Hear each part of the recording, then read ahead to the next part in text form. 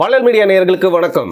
தமிழ்ல பார்த்துருப்பீங்க, ஒரு முக்கியமான டாபிக்கை இன்னைக்கு பேச போறோம். ப்ராஸ்டிடியூஷன், அதாவது விபச்சாரம் அப்படிங்கிறது உலகம் முழுக்க வெவ்வேறு கோணங்கள்ல பார்க்கப்படுது. ஒவ்வொரு கலாச்சாரத்துக்கு ஏற்ற மாதிரி, அந்த நாட்டின் ரூல்ஸ்க்கு ஏற்ற மாதிரி, சட்டத்திட்டங்களுக்கு ஏற்ற மாதிரி வேற வேற மாதிரி பார்க்கப்படுது. ஆனா உலகத்துல எல்லா இடத்துலையுமே பாத்தீங்கன்னா தெரிஞ்சோ தெரியாமலோ அரசாங்கத்தோட அனுமதிக்கு உட்பட்டோ இல்லையோ இது ஏதோ ஒரு மூலையில நடந்துகிட்டு தான் இருக்கு அப்படின்னு சொல்லலாம். ஆனா இன்னைக்கு உலகம் முழுக்க நடக்குது அப்படின்னு ஈஸியா சொல்லிடலாம்.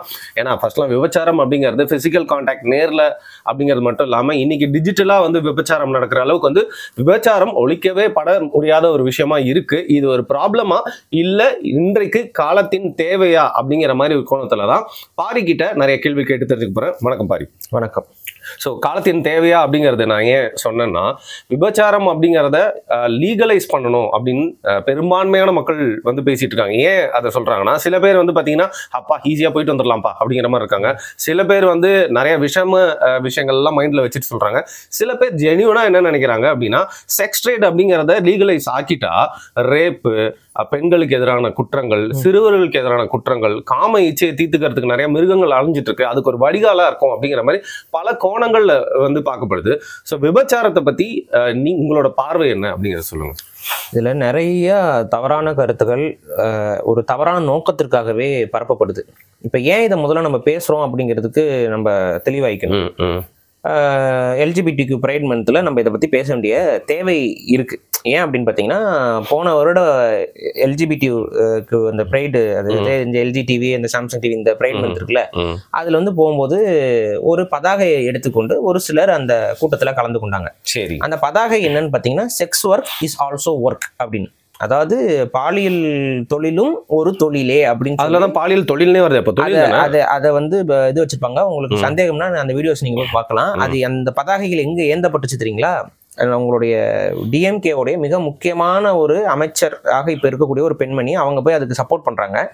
அவங்களுக்கு பின்னாடியும் கூட அந்த பதாகைகள் இருக்கும். நீங்க போய் பாத்துக்கலாம். நம்ம பொய்யெல்லாம் சொல்லல. என் பேரை மறந்துட்டீங்களா நீங்க? அவங்க பேரெல்லாம் இல்ல, தேவையில்லை. நம்ம எதுக்கு பர்சனலா போயிட்டு அவங்க தான் தவறான விஷயங்களுக்கு ஆதரவு கொடுக்குறாங்க. விபச்சாரத்தை அங்கீகரிக்கிறதுக்கு ஒரு ஆதரவு திமுக கிட்ட இருந்து வந்திருக்குங்கிறத மட்டும் தெரிஞ்சுக்கோங்க. நீங்க போய் பாருங்க. அது இத்தனைக்கும் ஒரு பெண் வேட்பாளர், ஒரு பெண், அவங்க அதெல்லாம் நின்றுட்டு இருக்கிறது எந்த அளவுக்கு அது சரின்னு நமக்கு தெரியல. அப்ப இது நாளைக்கு இது நடக்க போகுதுங்கிறத நம்மளால உணர முடிகிறது. புரியுதுங்களா? அப்ப செக்ஸ் ஒர்க் இஸ் ஒர்க் அப்படிங்கிறது அப்படின்னா அதை நம்ம ஏற்க முடியாது. அது ஒர்க்கு கிடையாது. அது ஒரு உடலை ஒரு பெண் கமாடிட்டியா மாறுறத நம்மளால அக்செப்ட் பண்ணிக்க முடியாது. இதை இவங்க நியாயப்படுத்துறதுக்கு இவங்க பல பொய் கதைகளை சொல்ல ஆரம்பிக்கிறாங்க. அது என்ன அப்படின்னு பாத்தீங்கன்னா, இப்ப நீங்க சொன்னீங்கல்ல, இவைகள் எல்லாமே பொய் கதைகள் தான். இதை நம்ம ஒவ்வொன்றா டீபங்க் பண்ணிட்டே வருவோம். சரி, முதல்ல அதிகமா சொல்லப்படுற ஒரு பொய் கதை என்னன்னு பாத்தீங்கன்னா, ஒரு ஆரம்ப காலகட்டத்திலிருந்தே பாத்தீங்கன்னா விபச்சாரம் இருக்குங்க. இந்த சைடு அப்படியே நாத்து நட்டு வச்சுட்டு அந்த சைடு அப்படியே விபச்சாரம் ஆதிகால மனிதர்கள் காலகட்டத்திலே இருந்து இருக்கக்கூடிய ஒரு தொழில் அப்படிங்கிற விஷயத்த தொடர்ச்சியா சொல்லிட்டு இருக்கிறாங்க நிறைய பேர்.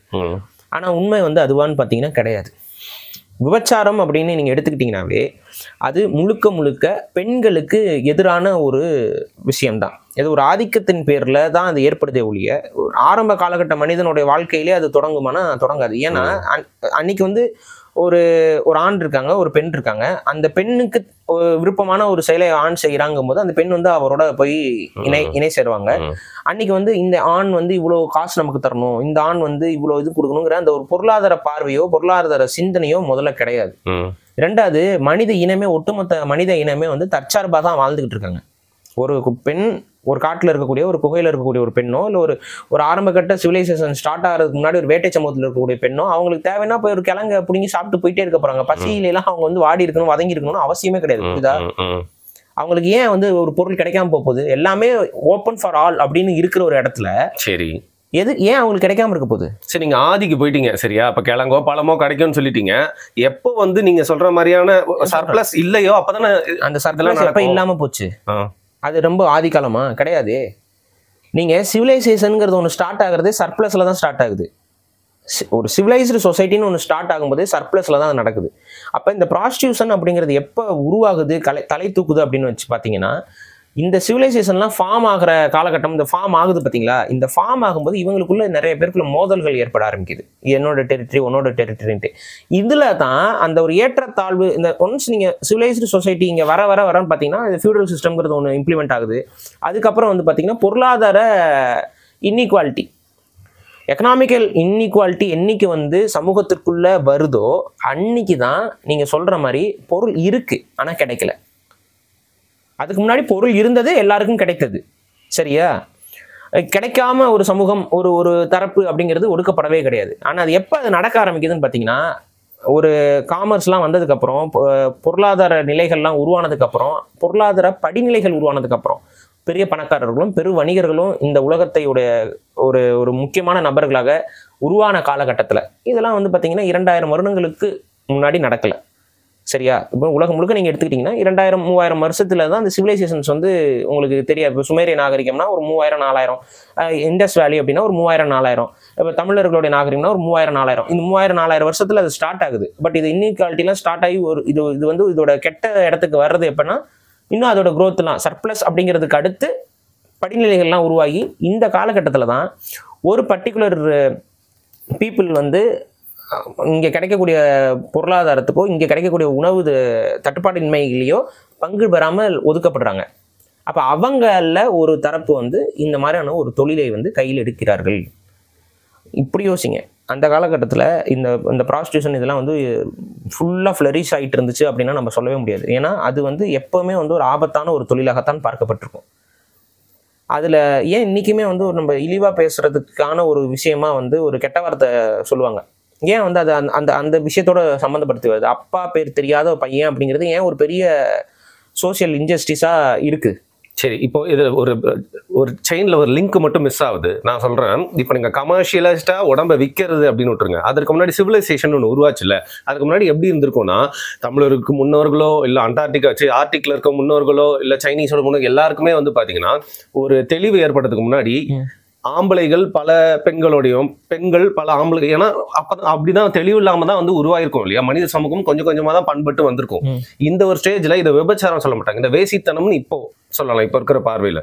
ஓகேங்களா? சோ நீங்க விபச்சாரம்னு நீங்க எடுத்துக்கிட்டீங்கன்னா அது ஒரு பெண் தனது உடம்பை ஏதோ ஒரு பொருளுக்காக கொடுத்தால் அது விபச்சாரம். சரி, நீங்க வந்து ஒரு பெண் வந்து தனக்கு தேவையான ஆணை தேர்ந்தெடுக்கிறது போறது இதெல்லாம் வந்து நீங்க விபச்சாரத்துக்குள்ள கொண்டு வர முடியாது.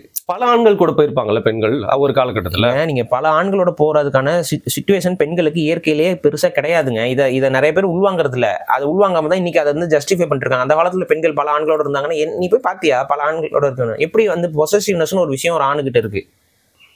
ஒரு ஆண் பல பெண்களோட இருந்தான் அப்படின்னா அது இருக்கு, வந்து இன்னைக்குமே அது இயற்கையில இருக்குது, அது அப்படிதான் இருக்கு. ஏன்னா இங்க வந்து மனித இனத்தை நீங்க பொறுத்த வரைக்கும் ஆணுடைய தன்மை வேற, பெண்ணுடைய தன்மை வேற. பெண் வந்து ஒரு கர்ப்பம் தரித்த காலகட்டத்திலேயோ ஒரு இந்த மாதிரியான மாதவிடாய் காலகட்டத்திலேயோ அவங்களோட உடல் அளவுல பெரிய அளவு வீக்கான ஒரு விஷயமாக மாறுகிறார்கள். நீங்க மாதவிடாய் காலகட்டத்தில் ஒரு பெண்ணால வந்து ஒரு அத்லெட்டா பர்ஃபார்ம் பண்ண முடியுமானா நீங்க யோசிக்கணும். சரி, அது ஓகே. அது அதே போல மாசமா இருக்கக்கூடிய காலகட்டத்தில் ஒரு நிறைய மாத கர்ப்பிணியோ இல்லை ஒரு 5 மாசத்துக்கு மேல 5 months ஆஃப் பிரெக்னன்சிக்கு மேல ஒரு பெண்ணால அவங்களோட பிரைம்ல வந்து ஃபிசிக்கல் ஆக்டிவிட்டியோ இல்லை ஒர்க்கில் இதோ பண்ண முடியுமான்னு கேளுங்க. அவங்களுக்கு வந்து ஹார்மோனல் இம்பேலன்ஸில் தொடங்கி அவங்களுடைய மூளை செயல்பாட்டில் இருந்து அவங்க ஓவர் எமோஷனல் ஆவாங்க. இது எல்லாமே தெரியும். அவங்க ஒரு ஒர்க் என்விரான்மெண்ட்டில் இருந்திருக்கிறதுக்கான வாய்ப்பு ரொம்ப ரொம்ப ரொம்ப கம்மி அந்த காலகட்டத்தில். புரியுதுங்களா? இன்றைக்கி அவங்களும் ஒர்க் என்விரான்மெண்ட்டில் வரணுங்கிறதுக்காக நம்ம நிறைய இதை மாற்றிருக்கிறோம். நம்ம சிவிலைசேஷன் வளர வளர மாற்றி அடாப்ட் பண்ணியிருக்கோமே ஒழிய, ஆனால் அன்னைக்கு அந்த காலகட்டத்தில் அப்போ இதை புரிஞ்சுக்கணும். இங்கே வந்து ஆண் வந்து ஒரு ஸ்ட்ராங்கர் செக்ஸாகத்தான் மனித சமூகத்தில் இருக்கிறான், பெண் வந்து வீக்கர் செக்ஸாகத்தான் இந்த உலகம் இந்த இயற்கை என்பது உருவாக்கி இருக்கிறது. இல்ல அது என்னோட பாயிண்ட் இல்ல பாரி. ஒரு கர்ப்பம் தரிச்சதுக்கு யாராலே தெரியாது, அப்படிலாம் கிடையாதுங்க. எவன் கூட அந்த ஒரு ஸ்டேஜே இல்லைன்னு சொல்றீங்களா எவல்யூஷன்ல? ஆமாங்க. இன்னைக்கு நான் தான் கேட்கறேன், நீங்க வந்து ஒரு சிம்பான்சி இருக்கு, அந்த சிம்பான்சி வந்து இந்த பெண்கள்லாம் என்னோட தான் புணரணும்னு சொல்லி அது குரங்குங்க, அது இன்னும் மனுஷனா கூட மாறல, அது குரங்காத்தான் இருக்கு. அந்த குரங்கே வந்து இது என்னோட ஜென்ரேஷன் அடுத்த ஜென்ரேஷனுக்கு போகணும்னு விரும்புது. நீங்க அப்படியே பாலூட்டிகள்ல நீங்க சிங்கத்தை நீங்க எடுத்துக்கோங்க. சிங்கம் வந்து ஒரு ஆண் இருக்கு, அந்த ஆண் சிங்கம் மித்த சிங்கத்தோட கூட்டத்தை போய் தலைவனாக மாறினாலும் கூட அங்க இருக்க குட்டியெல்லாம் கொலை பண்ணிடும், கொண்டு போட்டுட்டு அதுக்கப்புறம் புணர்ந்து அதுக்கப்புறம் பிறக்கிற குட்டி தன்னோட குட்டிங்கிறத உறுதிப்படுத்துது. இந்த சிந்தனை வந்து மித்த உயிரினங்கள் எல்லாத்துக்குமே இருக்கு. பாலூட்டிகள் எல்லா உயிரினங்களுக்குமே இந்த சிந்தனை இருக்கு. யானையிலையும் அது இருக்குது, பூனையிலையும் அது இருக்குது. இப்படி எல்லா விஷயங்களும் அதுல படிப்படியா இருக்கும் பொழுது இது வந்து மனித சமூகத்துல ஒரு இயற்கையோட உள்ளீடா தான் வருதே ஒழிய இது நம்ம ஒரு ஆண்கள்லாம் வந்து ஒரு அரசு ஆரம்பிப்போம், அந்த அரசு ஆரம்பிச்சதுக்கு அப்புறம் இப்படிலாம் சில விதிகள் எழுதி அதுக்கப்புறம் அந்த விதியை ஃபாலோ பண்ணுவோம்லாம் யாரும் பண்ணல. இயற்கை விதியை நம்ம ஃபாலோ பண்ணிட்டே வரோம். அந்த இயற்கை விதிக்கு தகுந்த மாதிரி தான் நம்ம சட்டங்களை ஏற்றிட்டு இருக்கோம். புரியுதுங்க? இயற்கை நமக்கு என்ன கொடுக்கப்பட்ட விதியோ அந்த விதியை தான் நம்ம ஃபாலோ பண்றோம். அந்த விதியை மீறி தான் சிலர் செயல்படுறாங்க. புரியுதுங்களா? விதி என்பது ரூல், அந்த ரூலுக்கு எக்ஸப்ஷன்ஸ் எல்லா காலகட்டத்திலும் இருந்திருக்கும். புரியுதுங்களா? ஆனால் விதி விலக்குகளை வச்சு நீங்கள் விதி எழுத முடியாது. அப்போ நாங்கள் இங்கே என்ன சொல்கிறோம் அப்படின்னா, இயல்புலேயே பெண்கள் வந்து இந்த மாதிரி பிரச்சனைகளுக்கு உள்ளே இருக்கும் பொழுது, இப்போ எடுத்துக்காட்டு நான் சொல்கிறேன், ஒரு பெண்ணுக்கு என்ன மாதிரி சுச்சுவேஷன் இருக்குன்னு. இப்போ ஒரு பெண் வந்து பல ஆண்களோட பழகக்கூடிய ஒரு பெண்ணாக இருக்கிறாள்னு வச்சுக்கோங்க. அவங்க கருத்தரிக்கிறாங்க. எந்த ஆண் வந்து அந்த பொண்ணுக்கு ப்ரொவைட் பண்ணுவான்? அந்த குழந்தை தன்னுதுன்னு எப்போ முடிவு செய்ய முடியுதோ அப்பதான் வந்து ப்ரொவைட் பண்ணவே ஆரம்பிப்பான். அதுக்கு ஒரு 10 மாசம் ஆகும். அது எப்படிங்க தெரியுமா? 10 மாசத்துக்கு அப்புறம் இல்ல, குழந்தை பிறந்ததுக்கு அப்புறமும் ஒரு 10 மாசத்துக்கு மேல மேபி ஜாடையை வச்சு கூட கண்டுபிடிக்கலாம். அது தெரியாது. அதுதான் இங்க பிரச்சனை. இப்ப அப்படியே ஜாடையில கொஞ்சம் வேற மாதிரி ஜாடையில பிறந்துட்டான்னா முடிஞ்சு போச்சா? கன்ஃபியூஷன் தான். நீங்க எந்த சட்டங்கள் கிடையாது, கொலைக்கெல்லாம் தண்டனைகள் கிடையாதுன்னா அந்த குழந்தைய அவன் என்ன பண்ணிருப்பான்? அறுத்து போட்டிருப்பான். இல்ல அந்த பெண்ணை என்ன செஞ்சிருப்பான்? ஸோ இது வந்து நடக்காத ஒரு விஷயம். அது வந்து பல பெண்கள் பல ஆண்களோட அப்படி மாறி மாறி புணர்ந்துகிட்டு இருந்தாங்க. அன்னைக்கு வந்து ஒரு விதி எழுதப்படலை. இவரோட தான் நீ இருக்கணும், அவரோட தான் நீ இருக்கணும்னு விதி எழுதப்படல. அன்னைக்கு எழுதப்பட்ட விதிகள் வேற. ஒரு ஆள் எந்த அளவுக்கு டாம்பிகமாக இருக்கிறானோ அவன் எத்தனை பெண்களை தன்னோடு இல்லற வாழ்க்கையில ஈடுபட முடியுமோ அவன் அத்தனை பேரை அவன் திருமணம் செய்து கொண்டா. திருமணம் இல்லை, அந்த சிஸ்டம் கிடையாது. அவங்க சேர்ந்து வாழ்ந்துட்டு இருப்பாங்க.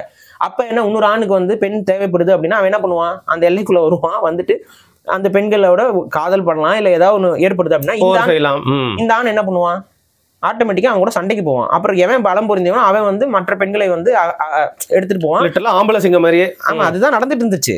அதுதான் இயற்கையில நடந்துட்டு இருந்துச்சு. நீங்க வந்து இப்ப ரேப்னு ஒரு விஷயம் இருந்துச்சா இல்லையா ஹியூமன் சொசைட்டில? அன்னைக்கு அந்த காலத்துல வந்து சோல்ஜர்ஸ் வந்து இன்வைட் ஆகி ஒரு நாட்டுக்குள்ள வரும்போது அவங்க ரேப் பண்ணாங்களா இல்லையா? இதெல்லாம் நம்ம வரலாறுலயும் பதிவு செய்யப்பட்டிருக்குது. நம்மளால உணரவும் முடியுது. இன்னைக்கே நம்மளால பார்க்க முடியுதா? மாடர்ன் ஆர்மிஸ் தான் பண்றாங்க. மாடர்ன் ஆர்மி அதான் பண்ணுது. எந்த கவர்மெண்டோட ஆர்மி இதை பண்ணாம இருக்குது? சரி, ஓகே. நான் ஏன் இதை சொன்னேன்னா, கமர்ஷியலைஸ்ட் அந்த ப்ராஸ்டியூஷன் நீங்க பேசுறதுக்கு முன்னாடி இதை பத்தி இது எதுக்குன்னா நிறைய பேருக்கு புரியுறது இல்ல. இது ஏதோ வந்து பெண்கள் வந்து ஆரம்பத்திலே இந்த தொழிலை வந்து விரும்பி செஞ்சுட்டு இருந்தாங்கிற மாதிரியான ஒரு உளவியலை உருவாக்குறதுக்காக இந்த பொய் என்பது தொடர்ந்து விதைக்கப்படுது. இது அப்படி கிடையாது. என்னைக்கு பொருளாதார ஏற்றத்தாழ்வுகள் ஏற்பட்டதோ, என்னைக்கு உணவு என்பது ஒரு தரப்புக்கு கிடைக்குது மற்றொரு தரப்புக்கு கிடைக்காம போகுதோ, அந்த காலகட்டத்துல தான் இந்த மாதிரியான தொழில்கள் உருவாக தொடங்குகிறது. ஸ்லேவரியும் அங்கிருந்து தான் தொடங்குது. அதுக்கு முன்னாடி எதுக்கு நீ எனக்கு கீழே கால் அமைக்க விடுன்னு சொன்னா போடா மயிர் நான் எதுக்கு அவனை கால் அமைக்க விடுன்னு சொல்லுவீங்களா? சொல்லியிருக்க மாட்டீங்களா? இந்த இன்இக்வாலிட்டி எப்போ வருதுன்னா, அவருக்கு நீங்க கால் அமைக்க விட்டாதான் அட்லீஸ்ட் உனக்கு சோறு கிடைக்குங்கிற அந்த ஒரு விஷயம் ஏற்படும் பொழுதுதான் இந்த இன்இக்வாலிட்டி வருது. இப்படியாவது பொழைச்சிக்கலாம். அதுக்கு முன்னாடி இருந்த மனித சொசைட்டி வந்து இந்த அளவுக்கு ஒரு பெரிய ஹியூமன்ஸ் எல்லாம் ஒன்னா இருந்து அப்படிலாம் கிடையாது. அன்னைக்கு வந்து பாத்தீங்கன்னா கிளஸ்டர் ஆஃப் குரூப்ஸ் இருப்பாங்க. அந்த கிளஸ்டர் ஆஃப் குரூப்ஸ் எல்லாமே ரிலேஷன்ஸ் தான். அப்பா இருப்பாரு, அவரோட தம்பி இருப்பாரு, அவரோட அப்ப இங்க வளர அந்த குடும்பம் ஒரு பெரும் குடும்பம் அப்படிங்கிற அடிப்படையில தான் அவங்க கூட்டமா வாழ்ந்துட்டு இருந்தாங்க. அந்தந்த குடும்பங்கள் இருக்கும். அந்த குடும்பத்துக்கு பக்கத்துல இருக்க இன்னொரு குடும்பத்துக்கும் அவங்க வந்து அந்த குடும்ப முறையும் அப்படிதான் ஸ்டார்ட் ஆகுது. அப்படி கிளஸ்டர் ஆஃப் பீப்புளா இருக்கிறது தான். அதுக்கு அடுத்து இவங்கெல்லாம் சேர்ந்து இன்னொரு லார்ஜர் ஃபோர்ஸா மாறுறாங்க. இதெல்லாம் அந்த சிவிலைசேஷனுடைய வளர்ச்சியுடைய படிநிலைகள் தான். இதுல தான் ஒரு காலகட்டத்துக்கு மேல அந்த இன்இக்வாலிட்டி என்பது உருவாக்கப்படுகிறது. அப்ப அதுக்கப்புறம் தான் இந்த தொழில்கள் உருவாயிருக்கும். இந்த தொழிலுக்கு நீங்க சொல்லலாம், நீங்க வந்து ஒரு 2000 ஆண்டுகளா ப்ராஸ்டியூஷன் இருக்குது உலகத்துலன்னா இருக்கு, அதுல மாற்றுக்கிறது இல்லை, நமக்கு அதுக்கு எவிடன்ஸ் கிடைக்குது. ஆனா இதேதோ மனித நாகரிகம் வருவதற்கு முன்பு இருந்தே ஆரம்ப காலகட்டத்தில இருந்தே இது தோன்றி மண் தோன்றா காலம் முன்னே அப்படின்லாம் தோன்றிய தொழில் அப்படின்றாங்க. அதாவது மனிதனுடைய முதல் தொழிலே இதுதான் அப்படின்லாம் சில பேர் பேசிட்டு இருப்பாங்க. அதெல்லாம் வந்து பச்சை பொய். இதை நியாயப்படுத்துறதுக்கு இவங்க சொல்லக்கூடிய பச்சை பொய் தங்களுடைய குலத்தொழிலா நினைச்சிட்டு இருக்காங்க போல. அது சில பேருக்கு இருக்கலாம், அப்படி இருக்கவங்க வேணா அது பெருமைப்பட்டிருக்கலாம். ஆனா இது வந்து அப்படி கிடையாது. இன்னொன்னு, இரண்டாவது என்னன்னா, இன்னைக்கு பெண்களுக்கு எதிராக நடக்கக்கூடிய பாலியல் ரீதியான பிரச்சனைகள் இருந்து அவங்கள பாதுகாக்கிறதுக்கு இது வந்து ஒரு திறவுகோல்னு ஒரு சிலர் பேசுறாங்க. அதாவது வந்து காம வெறியில இருக்கக்கூடிய ஆண்கள்லாம் ப்ராஸ்டியூட்ஸ் பக்கம் போயிடுவாங்க, அதனால பெண்கள் வந்து கொஞ்சம் சேஃபாக இருக்கலாம், செக்ஸுவல் ஃப்ரஸ்ட்ரேஷன் வந்து இதில் வந்து கண்ட்ரோல் ஆயிரும் அப்படிங்கிற மாதிரிலாம் சொல்கிறாங்க. முதல்ல ஃபர்ஸ்ட் செக்ஸுவல் ஃப்ரஸ்ட்ரேஷன் நீங்கள் எவன் கிரியேட் பண்ணுறான்? அதை யாரும் யோசிக்கிறது இல்லை. இன்னைக்கு நம்மளோட மீடியாவிலேருந்து, நம்ம பார்க்கக்கூடிய ஆட்ஸ்லேருந்து, நம்ம பார்க்கக்கூடிய கன்சியூம் பண்ணக்கூடிய அத்தனை விதமான மீடியாஸும், நம்ம சினிமாவாக இருக்கட்டும், நாடகங்களாக இருக்கட்டும், இல்லை வந்து நம்மளை சுற்றி கண்ணில் பார்க்கக்கூடிய அத்தனை விஷயமே பெண்களை கவர்ச்சிப்படுத்துதல் அப்படிங்கிறத வந்து ஒரு தொடர்கதையா தொடர்ச்சியா நீங்க டிவி நீங்க பாக்குறீங்க, கவர்ச்சியான பெண்களை பார்க்காமல் ஒரு நாள் நீங்க கடந்துட முடியாது. உலகத்தின் வியாபாரமே ஆணோடைய அந்த இச்சையை தூண்டி விட்டு தான் வந்து நடந்துட்டு இருக்குன்றீங்க. ஆமா, எல்லா விதத்திலும் எல்லா டைமென்ஷன்லயும் பெண்களுக்கு இப்படின்னு எல்லா காலகட்டத்திலும் பெண்களுக்கு ஒரு அழகு ஸ்டாண்டர்ட்ஸ் வைப்பாங்க. ஆண்களுக்கு ஒரு அழகு ஸ்டாண்டர்ட் எதையாவது இருந்துச்சா? இன்னைக்காவது இருந்துச்சா? இன்னைக்குதான் ஏதோ கொண்டு வராங்க. இப்ப அது வேற மாதிரி, அது வேற ப்ராடக்ட் வைக்கணும் அவங்ககிட்டயும் ப்ராடக்ட் விற்கிறதுன்னு வந்ததுக்கு அப்புறம் இந்த வேலை நடக்குது. ஆனா ஒரு ஆரம்ப காலகட்டத்துல இருந்தே பெண்களுக்கு ஒரு ஸ்டாண்டர்டு, முதல்ல இடுப்பு பெருசா இருக்கணும்னா, ஏன்னா அவங்க அப்பதான் குழந்தை பெற்றாங்க. அனிமல் படத்துல எல்லாம் வர மாதிரி இப்படி ஒரு ப்ரொபோசல் சீன் வச்சாங்க பாத்தீங்களா அவங்க. இடுப்பு பெருசா இருக்கணும், அது என்ன மார்பு பெருசா இருக்கணுங்கிறதுலாம் ஒரு ஸ்டாண்டர்டா ஒரு காலத்துல அந்த குழந்தை பெற்றுக்கிற நோக்கம் அப்படிங்கிற அடிப்படையில் இருந்தது. அதுக்கப்புறம் வந்து செக்ஷுவல் இதுங்கிறது வரும்போது அதெல்லாம் பெருசா இருக்கக்கூடாது, சின்னதா இருக்கணும்னு ஜீரோன்னு கொண்டு வந்தாங்க. அப்ப இது ஒரு ஆணாதிக்க ஒரு சிந்தனையோடைய வெளிப்பாடாகத்தான் இவைகள் வந்து உருவாயிருக்கு. அப்ப நாங்க என்ன சொல்றேன் அப்படின்னா, இந்த இங்க சொல்லக்கூடிய இந்த செக்ஷுவல் ஃப்ரஸ்ட்ரேஷன் அப்படிங்கிறது எங்க கிரியேட் ஆகப்படுதுன்னா, இந்த மீடியாஸ் மூலமாகத்தான் நம்மிடம் திணிக்கப்படுகிறது. அன்னைக்கு நம்மளோட முன்னாடி ஜென்ரேஷனுக்கு அது புத்தகங்கள் மூலமா திணிக்கப்பட்டது. அப்பயும் சினிமா வந்துருச்சு. அதுக்கு முன்னாடி போக போக இது தொடர்ச்சியாக. ஆனா ஒரு காலகட்டத்தில் திணிக்கப்படாத காலம் இருந்தது. எது? நீங்க ஒரு சங்க காலம் எடுத்துக்கலாம், இல்ல அதுக்கு முன்னாடி இருக்க சங்கம் மருவிய காலமா எடுத்துக்கலாம். கூட சிலைகள் வடிச்சிட்டு இருந்தாங்கல்ல. இந்த சிலை வடிப்புலாம் பின்னாடி தானுங்க. நீங்க கற்கோயில்கள் கட்டப்பட்ட காலகட்டத்துக்கு அப்புறம் தான் இதெல்லாம் வரும். புரியுதுங்களா? அதுக்கு முந்தைய காலகட்டத்துல அதெல்லாம் கிடையாது சுத்தமா. அப்ப அதுவும் வந்து இன்னைக்கு நம்மளோட அந்த சிலைகளை வந்து நம்ம வந்து கவர்ச்சி பொருளா பாக்குறோம். ஆனா அன்னைக்கு வந்து இந்த லைஃபோட பார்க்கும்போது அது அப்படி இல்லை.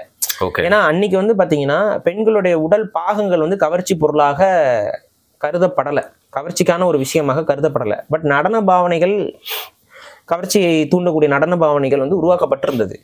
ஆனா பெண்ணுடைய ஒரு பாடி அலோன் வந்து ஒரு கவர்ச்சிக்கான ஒரு விஷயமாக அந்த சொசைட்டி வந்து அதை அக்செப்ட் பண்ணல. அப்ப இருக்க ஆம்பளைங்களா அப்ப காலைல நைட் இருக்கு மோஸ்டா என்ன சாப்பிடலாம், அப்புறம் என்ன சாப்பிடலாம் அதான் யோசிச்சிருப்பாங்களா. மிஞ்சி போனா அதுதான் ஒரு பெரிய இன்ட்ரெஸ்டா இருக்கும். அது மட்டும் இல்ல, அவங்க வந்து பாதுகாப்பு செக்யூரிட்டி த்ரெட்ஸ் வந்து அன்னைக்கு அளவுக்கு அதிகம். இன்னைக்கு நீங்க தூங்குறீங்க, நிம்மதியா கண்ணு மூடி தூங்குறீங்க. அன்னைக்கு அந்த ஆண்கள்லாம் நிம்மதியா கண்ணு மூடி தூங்கிருப்பாங்க. நீங்க நம்புறீங்க? பக்கத்துல வேல்கம்ப வச்சு தான் தூங்கிருப்பாங்க. நீங்க அன்னைக்குலாம் போவானாங்க. சமீபத்துல நீங்க வந்து ஒரு 100 வருஷத்துக்கு முன்னாடி போங்க.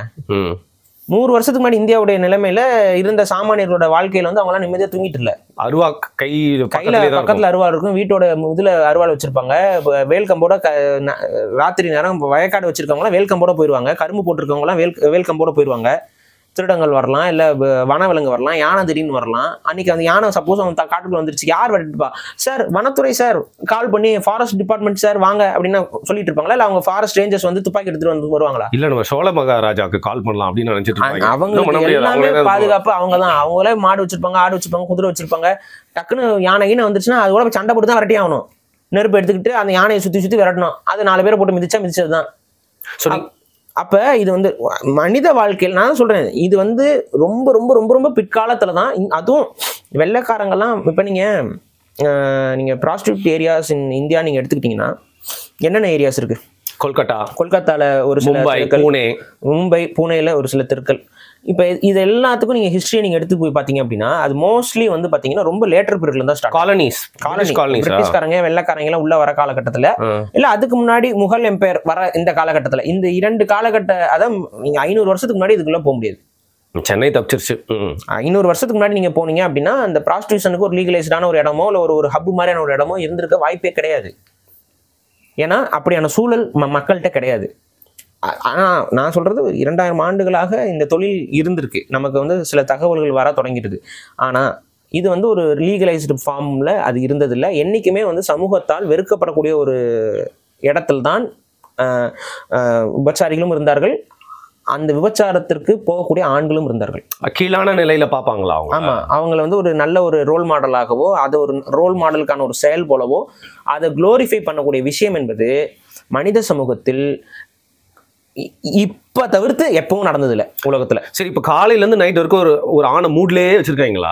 அதான் சொல்ல வரீங்க. அதான் அப்படி இருக்கிறதுனாலதான் இந்த செக்ஷுவல் ஃப்ரஸ்ட்ரேஷன்ங்கிறது இன்றைய காலகட்ட ஆண்கள்கிட்ட அதிகரிச்சிருக்கு. அதனாலதான் நீங்க முந்தைய ஜென்ரேஷனுக்கும் இந்த ஜென்ரேஷனுக்கும் வந்து பாத்தீங்கன்னா அதிகப்படியான குழந்தைகள் கூட பாதிப்புக்குள்ளாகிற ஒரு நிலை உருவாயிருக்கு இந்த காலகட்டத்துல. அப்படின்னா எல்லாம் கல்வியெல்லாம் கற்றுருக்கோம், அவங்கள விட நம்ம பண்பட்டு இருக்கிறோம். ஆனாலும் நம்ம சமூகத்தில் இந்த மாதிரியான பிரச்சனைகள் குறைபாடுகள் நடக்குது அப்படின்னா நம்ம செக்ஷுவல் ஃப்ரஸ்ட்ரேஷன் இந்த ஜென்ரேஷன் இருக்கு, போன ஜென்ரேஷனை விட அதிகமான செக்ஷுவல் ஃப்ரஸ்ட்ரேஷன் நம்ம இருக்கோம். ரீசன் என்ன, அதிகமான செக்ஷுவல் மீடியாவை நம்ம கன்சியூம் பண்ணிட்டு இருக்கோம், நாளுக்கு நாள் டெய்லியும் கன்சியூம் பண்றோம். அப்போ அது ஆண்களுடைய தாட் ப்ராசஸை எல்லாத்தையுமே வந்து குழப்பி மதிமலங்க வச்சிருக்கு அப்படிங்கிறது தான் நம்ம ஏற்றுக்கிறது. இப்போ இன்னொன்று நான் அப்படியே வந்து கேட்குறேன், செக்ஷுவல் ஃப்ரஸ்ட்ரேஷன் போகிறதுக்கு நீங்கள் வந்து ப்ராஸ்டியூஷன் லீகலைஸ் பண்ணோம் அப்படின்னா இப்போ பெடோஃபைல்ஸோட ஃப்ரஸ்ட்ரேஷனை போக்குறதுக்கு என்ன பண்ணலாம்? நீங்க ரெண்டுத்துக்கும் வித்தியாசம் இருக்குல்லுங்க. என்னங்க வித்தியாசம் இருக்கு? நீங்க இதை லீகலைஸ் பண்ணணும்னு சொல்றேன். ரெண்டு பேரும் அடல்ட்ஸ் ஆயிடுறாங்கல்ல. நான் உங்களுக்கு சொல்ற பாயிண்ட் புரியல, உங்களுக்கு புரியல பாயிண்ட். நான் சொல்றது என்னன்னா, இந்த அடல்ட்ஸ் இதுங்கிறது கிடையாது, இந்த ஃப்ரஸ்ட்ரேஷன் போயிரும்னு சொல்றாங்கல்ல. செக்ஷுவல் ஃப்ரஸ்ட்ரேஷன் என்ன, செக்ஷுவல் ஃப்ரஸ்ட்ரேஷன் போயிடுச்சுன்னா கிரைம்ஸ் நடக்காதுன்னு சொல்றாங்கல்ல, ரேப் குறைஞ்சிரும் சொல்றாங்கல்ல. அப்ப அதுக்காக வந்து பெடோஃபைல்ஸை வந்து நம்ம நியாயப்படுத்த முடியுமா? பெடோஃபைல் மனநோயாச்சு அது. இது மட்டும் என்ன, ஒரு பெண்ணை வந்து வன்புணர்வு செய்யணும்னு நினைக்கிறது மட்டும் மனநோய் இல்லையா? வன்புணர்வு செய்யணும்னு இல்ல, ஒரு ஒரு ஒரு கோயிட்டஸ் வச்சுக்கணுங்கிறது ஒரு நேச்சுரலான. கோயிட்டஸ் வச்சுக்கிறது வேறங்க. அதுக்கு வந்து நீங்க என்ன பண்ணணும், ஒரு பெண்ணோட நீங்க பழகணும், ஒரு பெண்ணுக்கு உங்க மேல நம்பிக்கை வரணும், அதன் மூலியமா இயற்கையா நடக்கக்கூடிய ஒரு ரொம்ப டைம் ஆகுமேங்க. சில பேருக்கு கிடைக்கவே கிடைக்காது இது லைஃப் ஃபுல்லா. அப்படிலாம் கிடையாதுங்க. I've seen a lot of people. நீங்க நல்லா யோசிச்சு பாருங்க. அதுக்கு ரீசன் என்னன்னா, அதுக்கு அதான் சொல்றேன், நீங்க இங்க வந்து உளவியலாக இங்க பல குழப்பங்களை உருவாக்கி வச்சிருக்கீங்க பெண்களுக்கும் ஆண்களுக்கும். நீங்க ஒரு பெண் வந்து ஒரு ஆணை ரிஜெக்ட் பண்றாங்க அப்படின்னா அதுக்கு காரணங்கள் இருக்கு. ஒரு ஆண் வந்து ஒரு பெண்ணை ரிஜெக்ட் பண்றான் அப்படின்னா அதுக்கும் நிறைய காரணங்கள் இருக்கு. இன்னைக்கு வந்து சொசைட்டி ஸ்டேட்டஸ், லொட்டு ஸ்டேட்டஸ், மத ஸ்டேட்டஸ், அந்த ஸ்டேட்டஸ், இந்த ஸ்டேட்டஸ்னு அத்தனை லேயர்ஸ் நீங்க உருவாக்குனால இவையெல்லாம் காரணமாக இருக்கிறது. நான் சொல்றேன், இட்ஸ் நாட் ஏ நேச்சுரல் திங்கிங்கிறதா நான் சொல்றேன். ஒரு பெண்ணுக்கு ஒரு ஆணின் மீது கவர்ச்சி வருவதற்கு இத்தனை தடைக்கற்கள் இங்கே உருவாக்கப்பட்டிருக்கு. இவையெல்லாம் இயற்கையாக இருக்கக்கூடிய தடைக்கற்கள் அல்ல. முக்கியமான விஷயம் பர்சனாலிட்டியை விட்டுட்டீங்க. அட்ராக்ஷன், பர்சனாலிட்டிங்கிறதும் அதாங்க அங்கேருந்தாங்க சொல்ல வரேன். அது அது ஒவ்வொன்றும் தன்மை மாறுதுங்க. இந்த பர்சனாலிட்டிங்கிற ஒரு விஷயம் இல்ல. நீங்க என்ன கருப்பா இருக்கிறது பர்சனாலிட்டி இல்லைன்னு சொல்ல வரீங்களா? அதனாலதான் பர்சனாலிட்டி அட்ராக்ஷன் சொல்றேன். ஒருத்தருக்கு ஒரு விஷயம் அதுதாங்க. இது வந்து அது இண்டிவிஜுவலுக்கு அது வந்து இப்படி பிடிக்காத ஒரு ஒருவன் அப்படிங்கிற மாதிரி உலகத்துல யாருமே இது வரைக்கும் படைக்கப்படலைங்கிற நான். அட்ராக்ஷன் அண்ட் மணி ப்ரோ, எந்த பையனுக்கு வேணா பொண்ணு கிடைக்கும். அந்த மணி அட்ராக்ஷன் விட்டுருங்க. அட்ராக்ஷன்ங்கிறது வந்து அது வந்து இட்ஸ் காமன் திங். அது நீங்க வந்து அது இயற்கையாகவே இருக்கக்கூடிய, அது நீங்க ஒரு சாதாரண சிட்டுக்குருவிக்கு கூட அந்த அட்ராக்ஷன் இருக்கு. நமக்கு ஏதாவது இதுல வித்தியாசம் தெரியுதா? ஒரு சிட்டுக்குருவி, ஒரு பெண் குருவி வந்து என்ன பண்ணும், உட்காந்துருக்கும். நீங்க தூக்குனாங்குருவி கூடுகள் இருக்கும். அந்த தூக்குனாங்குருவி கூடுகள்லாம் நமக்கு எல்லாம் ஒரே மாதிரி தானே தெரியுது. தூக்குனாங்குருவி கூட காம்ப்ளெக்ஸா கட்டுறத வச்சுதான் அந்த பெண்ணு செலக்ட் பண்ணுது. ஆமா, ஆனா அந்த கூடு பார்க்க தான் நமக்கு எல்லா கூடும் ஒரே மாதிரி தான் இருக்கும். ஆனா அந்த பெண் பறவை குருவி என்ன பண்ணும்னா அந்த கூட்டுல போய் உட்காந்து ஆடி பார்க்குங்க. ஃபர்ஸ்ட் ஆண் கூடுன்னு ஒன்று கட்டும். அந்த ஆண் கூடு கட்டினதுல வந்து பாத்தீங்கன்னா ஊஞ்சல் மாதிரி இருக்கும். அந்த கூண்டுல வந்து உட்காந்து, அந்த கூட்டுல இருந்து உட்காந்து அந்த பெண் குருவி ஊஞ்சல் ஆடும். அதை வந்து பார்ப்போம், இன்ஸ்பெக்ட் பண்ணி பார்ப்போம் என்னென்ன பண்ணி அதுல நமக்கு பார்த்தா ஒரே மாதிரி தான் இருக்கும். ஒரே இது இருக்கும், மண் இருக்கும், உள்ள மட்டு இருக்கும், இவ்வளவுதான் இருக்கும். ஆனா இந்த கூட்டுல என்ன அதுக்கு தெரியுது? ஆனா அதுல அது ஒரு புரிதலை ஏற்படுத்திக்கிட்டு இவன் கரெக்டா கூடு கட்டுறான், இவனோட குழந்தைகள் நமக்கு அடுத்த ஜென்ரேஷனுக்கு ஒர்த்து அப்படின்னு சொல்லி அது முடிவு பண்ணி அந்த ஆண் குருவியோட அது சேரும். சில ஆண் குருவியை அது ரிஜெக்ட் பண்ணிட்டு போகும். இதெல்லாம் இது இயற்கையில இருக்கு.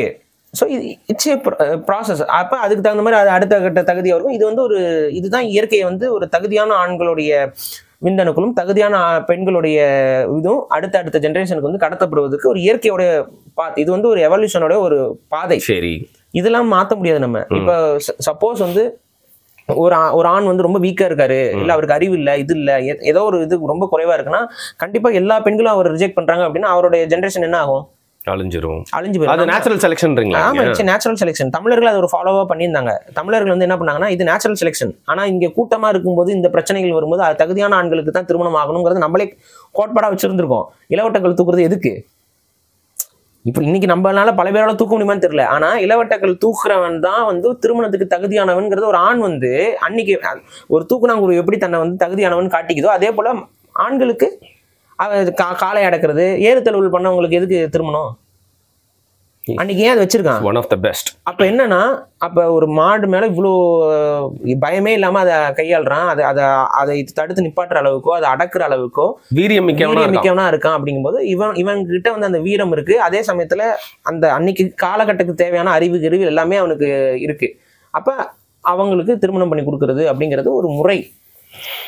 அதே போல இளவட்டக்கல்லை தூக்குனாதான் அவன் வந்து எலிஜிபிளான ஆணாவே மாறுறான். ஓகே, எலிஜிபிலிட்டி கிரைட்டீரியாவே இளவட்டக்கல்லை தூக்கணும். அப்ப இதெல்லாம் அவங்க ஏன் வச்சிருந்தாங்கன்னா அன்னைக்கு அந்த காலகட்ட ஆண்கள் வந்து வலுவானவர்களாக இருக்கும், சொசைட்டி ஸ்ட்ராங்காக இருக்கணும், நோய் அற்றவர்களாக இருக்கணும் அப்படிங்கிற நோக்கம் அந்த கால மக்களுக்கு இருந்தது. அதனால அவங்க அந்த அந்த அந்த கல்யாண திருமண முறைக்கு கூட ஒரு முறைமை வச்சிருந்தாங்க. இந்த கல்ச்சருக்குள்ள விபச்சாரம் என்பது ஒரு கொடிகட்டி பறக்கவில்லை. ஏன்னா காமம் என்பது இங்க குளோரிஃபை பண்ணப்படல. அதுக்கு பேர் என்னங்க தமிழ்ல? காமம், சிற்றின்பம். சிற்றின்பமா? எதை சொல்றாங்க சிற்றின்பம்னு? இன்டர்கோர்ஸ். இன்டர்கோர்ஸே சிற்றின்பமா? நான் நினைச்சேன் வேறதான் சிற்றின்பம் சொல்லிட்டு. சிற்றின்பம் என்பது இன்டர்கோர்ஸ். ஓகே. பேரின்பம் என்பது நீங்க வந்து தவத்தின் மூலியமாக பிரபஞ்சத்தை அறிதல், இதுதான் பேரின்பம்ங்கிறது. இதான் சித்தர்கள் அப்படி சொல்றாங்க. அப்ப இதை சிற்றின்பம் தான் வகையப்படுத்துறாங்க. ஒரு சாதாரண இது வந்து பிளஷர் தான், பட் இது சாதாரண பிளஷர். ஆனா இந்த யூனிவர்ஸோட ஒரு மனிதனுடைய ஆன்மா கனெக்ட் ஆகிறது தான் உண்மையான பிளஷர் அப்படிங்கிறனால அது பேரின்பம். இப்படிதான் வகைப்படுத்தியிருக்காங்க. ஸோ இதை வந்து குளோரிஃபை அவங்க பண்ணவே கிடையாது.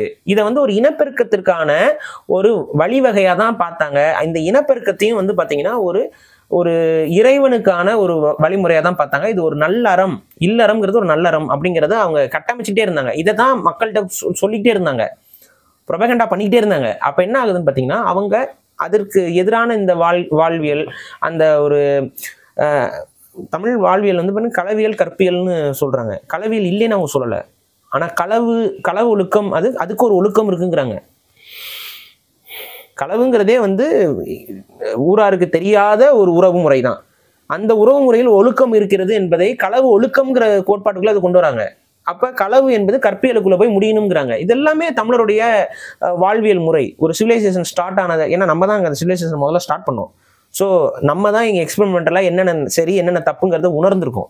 அப்போ அதை வந்து நம்ம அடுத்தடுத்த ஜென்ரேஷனுக்கு கடத்துறதுக்கு நம்மளுடைய இலக்கணங்களில் இது அவ்வளோ தெளிவாக பதிவு செய்யப்பட்டிருக்கு. அப்போ இந்த சொசைட்டி வந்து என்றைக்குமே வந்து ப்ராஸ்டியூஷனை வந்து குளோரிஃபை பண்ணது கிடையாது. சரி சரி. அது வந்து ஒரு அன்குளோரிஃபைடான ப்ரொஃபஷனாக தான் அது சைடில் இருந்திருக்கு, இலைமறை காயாக இருக்குது. இன்னைக்கு இதை வந்து நீங்கள் லீகலைஸ் பண்ணணும்னு பேசுகிறவங்க கிட்ட நம்ம ஒரு சில கேள்விகளை வைக்கணும். சரி. ஒரு செக்ஷுவல் ஃப்ரஸ்ட்ரேஷன் இதில் வந்து பூர்த்தி ஆகுமா அப்படின்னு பார்த்தா ஆகாது. புரியுதுங்களா? ஏன்னா செக்ஷுவல் ஃப்ரஸ்ட்ரேஷன் அப்படிங்கிறது வந்து இதுவும் காசு இருக்கவனுக்கு தான். இது வந்து அவன் தான் காசு இருக்கவன் தான் இதுக்கு போக முடியும். காசு இல்லாதவன் ஆட்டோமேட்டிக்காக அவன் என்ன பண்ணுவான், ஃப்ரீயாக கிடைக்கக்கூடிய ஒரு விஷயத்தை நோக்கி தான் நகருவான். அவனுக்கும் அது நீங்கள் சொல்கிற மாதிரி நோ சாய்ஸ் அப்படிங்கிற ஒரு விஷயம் இருக்கும்போது ஆட்டோமேட்டிக்காக அந்த பெண்களுக்கு எதிரான பாலியல் ரீதியான சீண்டல்கள் என்பது அதிகரிக்கும். நீங்க சாப்பாடும் அப்படி தராங்க. காசு இருக்கவனுக்கு தான் சாப்பாடு வாங்க முடியும். ஆமாங்க. காசு இல்லாத என்ன பண்ணுவான்? பட்டியலை சித்துருவானா? பிச்சை எடுக்கிறான். பிச்சை எடுப்பான். பிச்சை கிடைக்கலன்னு அடுத்து என்ன பண்ணுவான்? என்ன எல்லாத்துலயும் இந்த பிரச்சனை இருக்கு. அதுதாங்க சொல்றேன். அதெல்லாம் நீங்க இப்ப நீங்க சொன்னதுல இருந்தே எக்ஸாம்பிள் நான் சொல்றேன். இப்ப நீங்க வந்து ஹோட்டல்ஸ் திறந்துட்டா பசிலாம் தீந்து போயிரும் சொல்றது எவ்வளவு ஒரு முட்டாள்தனம். சொல்லுங்க நீங்க. நல்ல எக்ஸாம்பிள். ஹோட்டல்ஸ் திறந்துட்டோங்க. ஏண்டா ஹோட்டல்ல திறந்தா பசிக்கிறவனுக்கு பசிக்க தாண்டா செய்யும், காசு இல்லாத சாப்பிடாம தாண்டா இருப்பான். உடனே அவனா போட போறான். அதுக்கு தான் அன்னதானம் எல்லா தெருவிலுமே திறக்கணும் அப்படின்ற போறோம். நம்ம வேற தாராளமா தரங்க. உங்க வீட்டு பெண்கள் எல்லாம் விட்டு அன்னதானம் தரங்க. என்ன பண்றது? நான் அப்படிதான் சொல்றேன் நானு. அது இங்கேயும் நான் சொல்றேன், இந்த ப்ராஸ்டியூஷன் லீகலைஸ் பண்ணணுங்கிறவங்க எல்லாம் நீங்க முன்னுதாரணமா இருந்து காட்டுங்க. உங்க வீட்டு பெண்கள்லாம் டாக்டர் ஆகணும், கலெக்டர் ஆகணும்னு எதிர்பார்க்காதீங்க. ஒரு இந்த சமூகத்துக்கு சேவை செய்யக்கூடிய ஒரு நல்ல விபச்சாரி ஆகணும்னு வேண்டிக்கோங்க. சரி, எனக்கு ஒரு டவுட். இப்படி இது ப்ராஸ்டியூஷன் லீகலைஸ் பண்ணணும்னு சொல்ற பெரும்பான்மையான மக்கள் பாத்தீங்கன்னா அவங்க வீட்டுல இருக்க பெண்கள் ஒண்ணு டாக்டரா இருக்காங்க, கலெக்டரா இருக்காங்க, நல்லா மேம்போக்கான சமூகமா இருக்காங்க. ஏன் அந்த குறிப்பிட்ட சாரார் மட்டும் இதை வந்து சொல்லிட்டு? அதுக்கு என்னன்னா, அந்த குறிப்பிட்ட சாரார் வெளியிருந்து வந்த சாரார். அந்த சாராருக்கு வந்து இந்த மக்கள் கெட்டு குட்டிச்சோரா போறதுல அவ்வளோ ஒரு ஆனந்தம். இந்த கரடிக்கு ஆனந்தத்தை பாத்தீங்களா அப்படின்னா அந்த மாதிரி ஒரு ஆனந்தம் உங்களுக்கு இருக்குது. ஸ்ட்ராங்கா ஃபில்டர் காஃபி குடிச்ச மாதிரி ஆயிரும். ஆமா. அப்ப என்னன்னா, இவங்க வீட்டு பெண்கள்லாம் நல்லா வந்து யுஎஸ் போயிட்டு அமெரிக்காவுக்கு போயிட்டு செட்டில் ஆயிடணும். ஆனா இங்க இருக்கக்கூடிய பெண்கள்ல ஒரு தரப்பு வந்து விபச்சாரிகளாக மாறியாவது அந்த சமூகத்தை கட்டி காப்பாத்தி இந்த ஆணாதிக்க வர்க்கத்துடைய இச்சைகளை போக்கிக்கிட்டு இருக்கணும். நான் சொல்றேன், இந்த மாதிரி லீகலைஸ் பண்றவங்களுக்கு, இந்த லீகலைஸ் பண்ணா எல்லாம் சரியாயிரும்லாம் பேசுறாங்கல்ல, கை கொடுத்துருங்க அப்படியே. சார் வாங்க சார், இப்பவே லீகலைஸ் பண்றாங்க, வாங்க சார். உங்க மனைவி, உங்களுடைய வீட்டு பெண் பிள்ளைகள், இல்ல உங்க அம்மா, இதுல யாரை நீங்க இந்த தொழிலுக்கு வந்து ஊக்குவிக்க போறீங்க, அவங்க கிட்ட இதை பத்தி டிஸ்கஸ் பண்ணலாம் வாங்க. நான் கண்டிப்பா எவ்வளவு காசு கேட்கறவங்க கொடுத்துறோம். சொல்லவே ஒரு மாதிரி கஷ்டமா இருக்கு. அப்புறம் அப்ப உங்க வீட்டு பெண்களை வந்து நீங்க இந்த விபச்சார தொழிலுக்கு வந்து ஈடுபாடு செய்ய வச்சுட்டு நீங்க நியாயம் பேசுங்க, நியாய தர்மம் பேசுங்க. இங்க எப்படி பார்த்தாலும் அங்க அந்த ஒரு விபச்சாரியாக இருக்கக்கூடிய ஒரு பெண் தானங்க. இது எப்படிங்க இதை நியாயப்படுத்திட்டு இருக்க முடியும்? நான் தான் கேட்கிறேன். எப்படி அப்ப அந்த பெண் வந்து சஃபர் ஆக போறது இல்லையா? சரி, இப்போ இவங்களோட உள்நோக்கம் என்னன்னா, எப்படி இருந்தாலும் நம்ம வீட்டு பெண்கள் வரமாட்டாங்க, யார் வருவா, ஏற்கனவே படிநிலையில கீழே இருக்கவங்க, தாழ்த்தப்பட்டவங்க அவங்களாம் தான் வருவாங்கன்ற ஒரு விஷம் இருக்கா ப்ரோ? விஷம் இருக்குங்கிற நானு விஷம் இருக்கு. அந்த விஷம் ஏன் வந்துச்சுன்னு எனக்கு நல்லா தெரியும். ஏன்னா ஒரு காலத்துல இவங்கெல்லாம் நம்மளாம் சிவிலைஸ்டான பீப்புளா இருக்கும்போது வெளியில இருந்து வந்த ஒரு சிலருக்கு வந்து பாத்தீங்கன்னா எதுவுமே இல்லை. அவங்க ஆடு மாடுகள் மேய்ச்சிட்டு தான் உள்ள வராங்க. அப்ப அவங்க வந்தோடனே அவங்க இருந்த பகுதி வந்து பாத்தீங்கன்னா அந்த நார்டிக் பகுதிகள். சரி. அவங்களுடைய தோல் என்பது இயல்பாக வெள்ளையான ஒரு நிறத்துல தன்மையில இருக்கும். இங்க நம்ம இருக்கிறது ஒரு டிராபிக்கல்ங்கிறனால நம்ம வந்து ஒரு பிரவுனா இருப்போம், இல்ல ஒரு கொஞ்சம் கருப்பா இருப்போம். இந்த இதுக்குள்ள நம்ம இருப்போம்.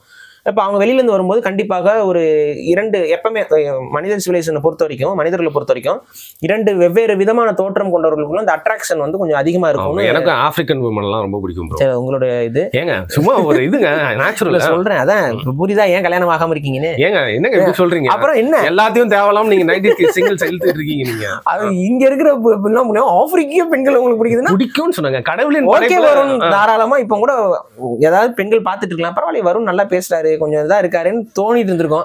அவருக்கு ஆப்பிரிக்க பெண்கள் தான் பிடிக்கும்னு சொல்லிட்டு இந்த ஒமேகல் லாப்ல போயிட்டு வெளிநாட்டு நீங்க எல்லாம் பேசிட்டு இருக்கான்னு நினைக்கிறீங்களா? தலையிலேயே மண்ணவாரி போட்டுக் கொள்வது என்பது இப்படிதான். சரி ஓகே, திருப்பி நீங்க இந்த சிங்கிள் கேஸ் பத்தி தப்பா பேசுறது ஒவ்வொரு வீடியோலயும் பாக்க எல்லாமே கொதி தெரிஞ்சிட்டு இருக்காங்க. இல்ல அதெல்லாம் இல்ல. ஆனா உங்களை வந்து ஒரு சிங்கிள்ஸ்க்கான ரோல் மாடலா அவங்க பாக்க என்ன ரோல் மாடலா பாக்காதீங்கப்பா. அப்ப என்ன சொல்றதுன்னு மறந்து போயிட்டேன் பாருங்க. அதான் ப்ரோ, இப்ப வெவ்வேறு இனத்தை பார்த்தா அவங்களுக்கு அந்த ஆப்போசிட் இருக்கும்போது இனங்களை பார்க்கும்போது அவங்களுக்கு இயல்பாகவே ஒரு அட்ராக்ஷன் என்பது ஏற்படும். அப்ப இவங்க வெளியில இருந்து வந்த ஒரு குரூப்புக்கு வந்து பாத்தீங்கன்னா அந்த அட்ராக்ஷன் ஏற்படுது. இவங்களுக்கு வேற தொழில் இல்ல. அப்ப இவர்களுடைய சில முன்னோர்கள் என்ன பண்றாங்கன்னா அந்த தொழிலை வந்து அடாப்ட் பண்ண ஆரம்பிக்கிறாங்க. அந்த தொழிலை அடாப்ட் பண்றது மூலயமா இங்க இருந்த ஒரு சில பவர் ஹப்ஸா இருக்கக்கூடிய அரசர்கள், மந்திரிமார்கள் இவங்களோட எல்லாம் ஒரு நல்ல ரிலேஷன்ஷிப் அவங்க மெயின்டைன் பண்ணிட்டு அதன் மூலியமா கொஞ்சம் கொஞ்சமா வசதி வாய்ப்புகளை வந்து ஏற்படுத்தி கொண்டார்கள் ஒரு சிலர். அப்ப இந்த மாதிரியான நபர்களுக்கு நம்ம அவ்வளவு கஷ்டப்பட்டு தானே இந்த ஊருக்குள்ள வந்தோம், இவங்க எல்லாம் வசதியாவே வாழ்ந்துட்டு இருக்காங்க, இப்ப இவங்க இந்த கஷ்டத்தைப்படும் போது நம்ம கொஞ்சம் பார்த்து ஒரு அந்த அவங்க ஃப்ரஸ்ட்ரேஷன்லாம் வந்து கொஞ்சம் அப்படியே இது பிரிட்டிஷ்காரங்க கிட்ட கூட அவங்க பண்ணாங்க தெரியும்ல. அது பண்ணாங்க. ஆனா அது வேற இது வேற. இது வந்து ஒரு வெறுப்புணர்வோட வெளிப்பாடாதான் நான் பாக்குறேன். அது என்ன ப்ராஸ்டியூஷனை லீகலைஸ் பண்ணணும்னு பேசுறதுலாம் வந்து என்ன மாதிரியான ஒரு உளவியல் இருந்து வருதுன்னு எனக்கு புரியல. அது எப்படி பெண்களை விடுவிக்கும்? இருக்கக்கூடிய பெண்கள் ப்ராஸ்டியூஷன்ல ஈடுபட்டு இருக்கக்கூடிய பெண்கள் அவங்களோட வாழ்வாதார சூழல்ல சிக்கல்ல ஏற்பட்டு அதை செய்யறாங்க. அப்ப அவங்களுக்கு மறுவாழ்வு கொடுக்கணும். அது எப்போ நீங்க மறுவாழ்வு கொடுக்க முடியும்? அவங்களுக்கு வேற தொழில்கள்ல அவங்களுக்கு வாய்ப்புகள் வழங்கி, அது எடுத்துக்காட்டுக்கு வந்து பாத்தீங்கன்னா இப்ப டெய்லரிங். அப்ப டெய்லரிங்ல அவங்களுக்கு கொஞ்சம் ஒரு கற்றுக் கொடுக்கும்போது அவங்க டெய்லரிங் பண்ணலாம். அதுக்கப்புறம் வந்து வேற மாதிரியான தொழில்கள் அவங்களுக்கான ஆப்பர்ச்சுனிட்டி, அவங்களுக்கான பாதுகாப்பையும் ஒரு அரசாங்கம் வழங்கி அவங்களை முடிந்தவரை அதுல இருந்து மீட்டெடுக்கிற வேலையை செய்யணும். பெண்கள் அதுல விழுகிறவங்கள மீட்டெடுக்கணும். இதுதான் நீங்க சைமல்டேனியஸா ஒரு அரசு செஞ்சுக்கிட்டு இருக்கணுமே ஒழிய அவங்களுக்கு வந்து நம்ம அரசாங்கத்துக்கிட்ட நமக்கு வேற வழி இல்லைன்னு போய் சரணடையும் பொழுது அவர்கள் நம்மை பாற்றுக்கொள்வார்கள்ங்கிற மாதிரியோட என்விரான்மெண்ட்டை நம்ம கிரியேட் பண்ணணும். ஆட்டோமேட்டிக்கா அவங்க பாதுகாக்கப்படுவாங்க. ஆனா நீங்க லீகலைஸ் பண்றீங்க அப்படின்னா இது எங்க கொண்டு போய் விடுன்னு ஓப்பனா சொல்றேன். ஒரு சாதாரண பாக்கெட் மணிக்கு கூட பெண்கள் தங்களை விற்பதற்கு தயாராக மாறிக்கொள்வார்கள். இப்ப இல்லைன்னு நினைக்கிறீங்களா? ஆரம்பிச்சிருச்சு. இப்பதான் இது ஆரம்பிக்குது. சில 10 ஆண்டுகள்ல இது எவ்வளவு வளர்ந்துருக்குன்னு பாருங்க. ஒன்லி ஃபேன்ஸ்னு சொல்லிட்டு வெளிநாடுகள்ல இப்ப அவங்கலாம் அந்த சோத்துக்கு வழி இல்லாமையா பண்ணிட்டு இருக்காங்க. போட்டுருவீங்களா? ப்ரோமோட் பண்ணி விட மாட்டோம்ல நம்மளும். அதை இல்ல, அது நம்ம ஓபன் சீக்ரெட் தான். அது நம்ம பீப் போட்டா அந்த பார்த்து ஃபாலோ பண்ணாம இருக்க போறாங்க. நம்ம புரிதலை ஏற்படுத்துறோம். அந்த இம்யூனிட்டி மூளையில ஒரு இம்யூனிட்டியை நாங்க கிரியேட் பண்றோம்.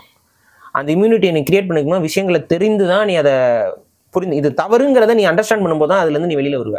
தவறுன்னு நீ அதை கடந்து போய் பண்ணிட்டு இருந்தா அப்படின்னா அது நம்ம ஒன்றும் பண்ண முடியாது. அப்போ அந்த மாதிரியான வெப்சைட்ஸ் வந்து இங்கே கிரியேட் செய்யப்பட்டு அதில் எத்தனை ஆயிரக்கணக்கான if I am not wrong லட்சக்கணக்கான பெண்கள் இருக்காங்க அதில் அவைலபிள் உலகம் முழுக்க. இது நான் சொல்றது இந்த ஒரு பர்டிகுலர் வெப்சைட்ல. அது போக நீங்க வந்து இன்ஸ்டாகிராம் அதுக்கப்புறம் இந்த இது சார்ந்த சில தொழில்கள். இதே இப்போ சில நாடுகள் வந்து அது ஒரு மீம் பார்த்தேன். போலீஸ் வந்து கதை உடைச்சிட்டு வர மாதிரி ஒரு சீன் இருக்கும். 2 பேர் வந்து ப்ராஸ்டியூஷன்ல ஈடுபட்டு இருக்கிற மாதிரி இருக்கும். டக்குன்னு ப்ராஸ்டியூஷன் இஸ் லீகல் அப்படின்னு சொல்லி துப்பாக்கி வச்சு நிப்பாடுங்க. அப்புறம் no we are filming it, ban is legal, super பண்ணிட்டு போங்க போயிடுவாங்க. அந்த ஒரு மீம் பார்த்தேன். அப்ப இதுதான் இந்த கேளிக்கையான இந்த யூதர்களுடைய சட்டம். நீங்க சூப்பரா ஒரு விஷயம் சொன்னீங்க. இதை சார்ந்து இருக்கிற தொழிலையும் இதை இன்ஃபியூஸ் பண்றாங்க. ஃபார் எக்ஸாம்பிள் இப்ப இந்த மசாஜ் பார்லர்லாம் இருக்குல்ல, இன்னொரு விஷயம் சொல்றேன். இதுக்கு பின்னாடி ஒரு கன்ஸ்பிரசி ஆங்கிள் இருக்கு. இதுல நீங்க உலகத்திலே மிக பிரபலமான ஒரு பான் வெப்சைட்டாக இருக்கக்கூடியது பான் ஹப். அதோடைய ஓனர் இருக்காருல்ல, அதோடைய முதலாளி அவர் யார் தெரியுமா? ஒரு ஜூயிஷ் ரபாய். ஓகே, அவங்க எல்லாரோட செக்ஷுவல் ஃப்ரஸ்ட்ரேஷனும் தீக்கணும்னு அவர் கஷ்டப்பட்டு பண்ணியிருக்காரு. அதுதான் பாருங்க, ஒரு ஜூயிஷ் ரபாய், ஒரு இஸ்ரேலிய சப்போர்ட்டர், ஒரு இஸ்ரேலுக்காக உழைக்கக்கூடிய ஒரு நபர், ஒரு வழக்கறிஞர், அவர் தான் அந்த பான்ஹப்புடைய ஒரு ஓனராக இருக்கார். இனிமேல் இப்படியா யோசிச்சு பார்த்தீங்கன்னா இந்த சமூகத்தை கெடுப்பதற்கென்று இங்கே பணி செய்து கொண்டிருப்பவர்கள் யாருங்கிறது ஓரளவுக்கு உங்களுக்கு லீகலாக தெரியும். ஏன்னா அந்த அளவுக்கு தொடர்ச்சியாக இந்த ஒரு பக்கம் ஃப்ரஸ்ட்ரேஷனை தூண்டுறது, ஃப்ரஸ்ட்ரேஷன் அதிகமாயிடுச்சுன்னு சொன்னால் கண்டிப்பாக வந்து செக்ஸுவல் அபியூசஸில் தொடங்கி செக்ஸுவல் கிரைம்ஸ் வந்து இன்க்ரீஸ் ஆகிட்டே இருக்குது எல்லா நாடுகள்லையும். உடனே அதை வந்து நாங்கள் நல்லிஃபை பண்ணுறோம், அதுக்கான ஒரு வடிகாலாக இது இருக்கட்டும்னு சொல்லி இங்கே ப்ராஸ்டியூஷனை லீகலைஸ் பண்ணுறது, இது எல்லாத்துலேயும் கமாடிட்டி ஆக்கப்படுறது யாருன்னு பாருங்க, பெண்கள் தான். இது எப்படி நம்ம அக்செப்ட் பண்ண முடியும்? நீங்க ஆனா விட்டா செக்ஸ் டால்ஸ், செக்ஸ் டாய்ஸ் எல்லாத்துக்கும் எதிராக பேசிட்டே போவீங்க போல இருக்கே. ஆமாங்க, நீங்க நான் சிம்பிளா சொல்றேன், காமம் என்பது வாழ்க்கையோட ஒரு அங்கம். அதுவே வாழ்க்கை என்று ஒரு சிந்திக்க தொடங்கி விட்டான் என்றால் அவன் நாசமா போவாங்கிறது நம்மளுடைய தத்துவம். எங்க பிறப்பறுத்தல்ங்கிற ஒரு கோட்பாட்டை உருவாக்கி மண்ணில் உட்காந்துட்டு இருக்கோங்க, நம்ம பேசிக்கிட்டு இருக்கோங்க. அந்த மண்ணில் வந்து உட்காந்துக்கிட்டு நம்ம செக்ஷுவல் ஃப்ரஸ்ட்ரேஷனை வந்து வடிகால் போன என்ன பேசிட்டீங்க சொல்லிருங்க. நிறைய பேருக்கு தெரியாது பிறப்பறுத்தல் அப்படின்னா வந்து நம்ம இயற்கையாக இருக்கக்கூடிய அந்த புணர்தல் அப்படிங்கிறதுல இருந்து நம்மை நாமே அடக்கி கொண்டு இது பண்ணும் பொழுதுதான் நம்ம வந்து மெய்ஞானத்தை ரொம்ப சுலபமா அடைய முடியுங்கிறது சித்தர்களுடைய வழிகாட்டல். சம்சாரிக்கு இல்ல, சித்தர்களுக்கான வழிகாட்டல். நீங்க ஒரு குடும்ப வாழ்க்கையில் ஈடுபடுறீங்கன்னா அது வேற, இது வேற. அப்ப இந்த இப்படி ஒரு பாத்வே இருக்கு, இறைவனை அடைய முடியுங்கிற அந்த ஒரு பிலீஃப் சிஸ்டம் இங்க டெவலப் ஆகிற ஒரு நாடு, டெவலப் ஆகிருக்கிற ஒரு நாடு. அந்த பிலீஃப் சிஸ்டத்தை ஃபாலோ பண்ணி பல சன்னியாசிகள் வாழ்ந்த ஒரு பூமியாகத்தான் இந்தியா இருக்குது. ஒட்டுமொத்த இந்தியாவிலையும் நம்ம சொல்லலாம், தமிழ்நாடு மட்டும் சொல்லலாம், ஒட்டுமொத்த இந்தியாவிலுமே பல உண்மையான சித்தர்கள் இருந்திருக்கிறாங்க. அப்ப அவங்க வாழ்ந்த பூமியில அவங்களுடைய வழிகாட்டல், அந்த வழிகாட்டலே நம்ம என்னன்னே கூட தெரியாது.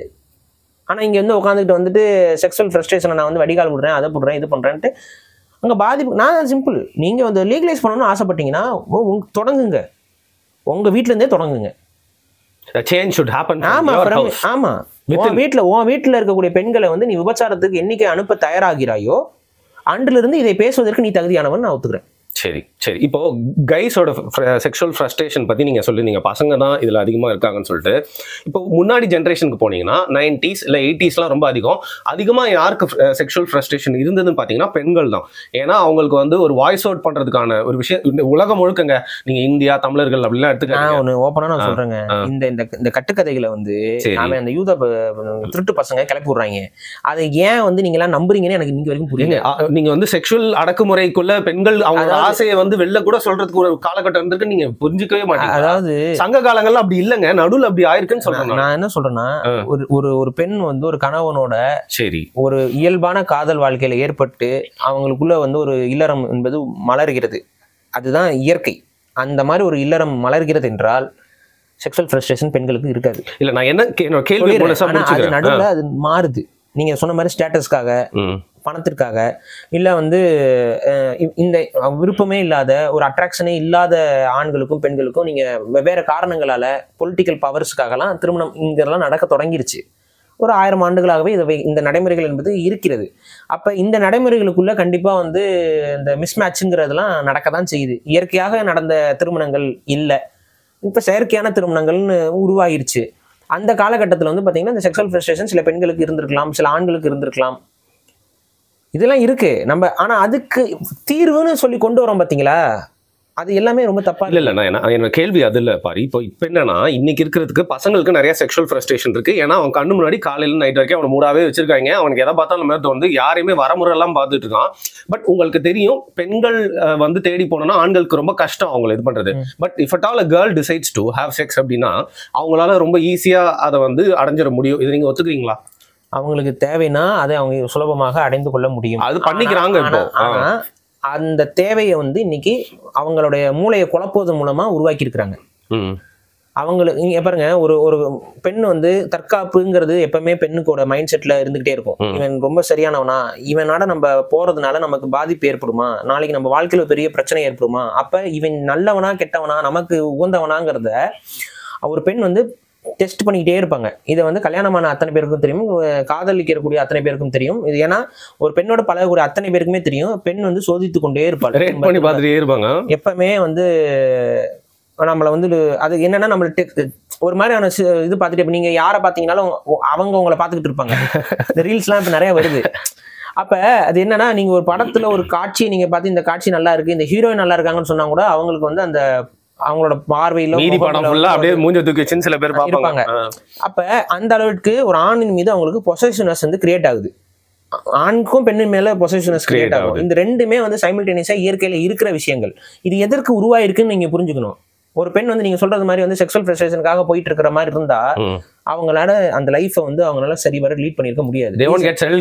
ஆமா, அதுக்கு நிறைய காரணங்கள் இருக்கு, நிறைய காரணங்கள் இருக்கு. ஒண்ணு வந்து நம்மளை விட அதிகமான டிபெண்டான ஒரு பாண்டிங்ல போறவங்க பெண்கள். ஆண்களை விட அதிகமான டிபெண்டன்சி வந்து பெண்கள்கிட்ட எமோஷனல் டிபெண்டன்சி அதிகம், இது இயற்கை.